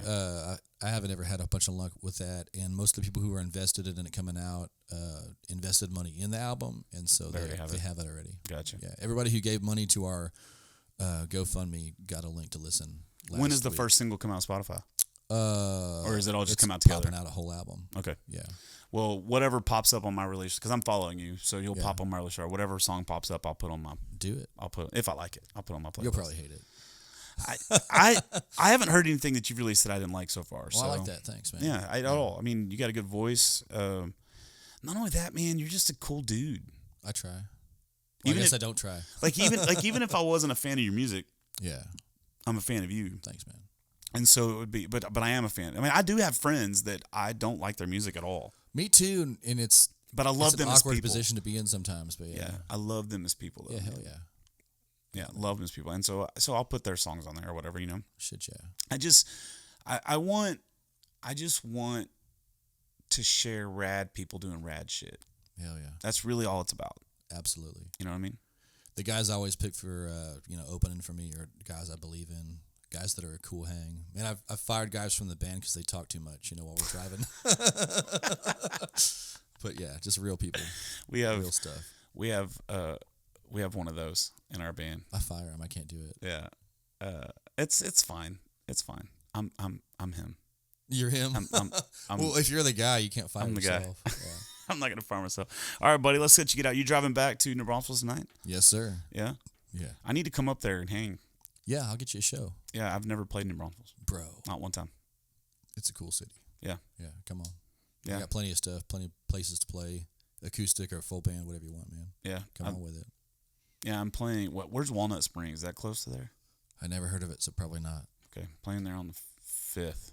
Yeah. The same day my new single. But I don't know everything. There's new venues popping up all the time. Yeah. Yeah. I have an acoustic cover coming out on the 5th. Sweet. That I'm gonna bring up. But, all right, buddy. Well, hey, you be safe on the ride home. Will do. Thanks for coming on. I hope you enjoyed yourself. Always do. Thanks Nobody for got having me. stabbed with one of the many knives that I have on the table. I see a sword. There's a sword. Yeah. Yeah. There's a poop timer. That's just the weapons you can see.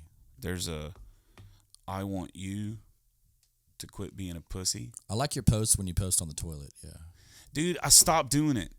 It was too offensive for people. It wasn't that. It just got to the point where I wanted it to be a certain type of content. Yeah. And I just ran out of ideas. Yeah. And I'm just like, I ran out of shit to say. ran out of shit to say. Yeah, gotcha. Literally. Right. I thought about doing a series of cover songs while on Toilet the cover shitter songs called the. with a guitar in your hand and everything. Yeah. Nice, dude. Thought about maybe doing that. Pants down, everything. Have the camera over there. You just see the side. And The just Waterloo sessions. The Waterloo sessions. Yeah. The Privy sessions. Yeah, Yeah, be nice. maybe so. Do it. The shitter sessions. Here's some shit you might like. Yeah, I like that. See, this is what now we're on to something now. Now we're just shooting the shit, man. All right, buddy, let's get out of here. Cheers. Hey guys, don't be a butthole.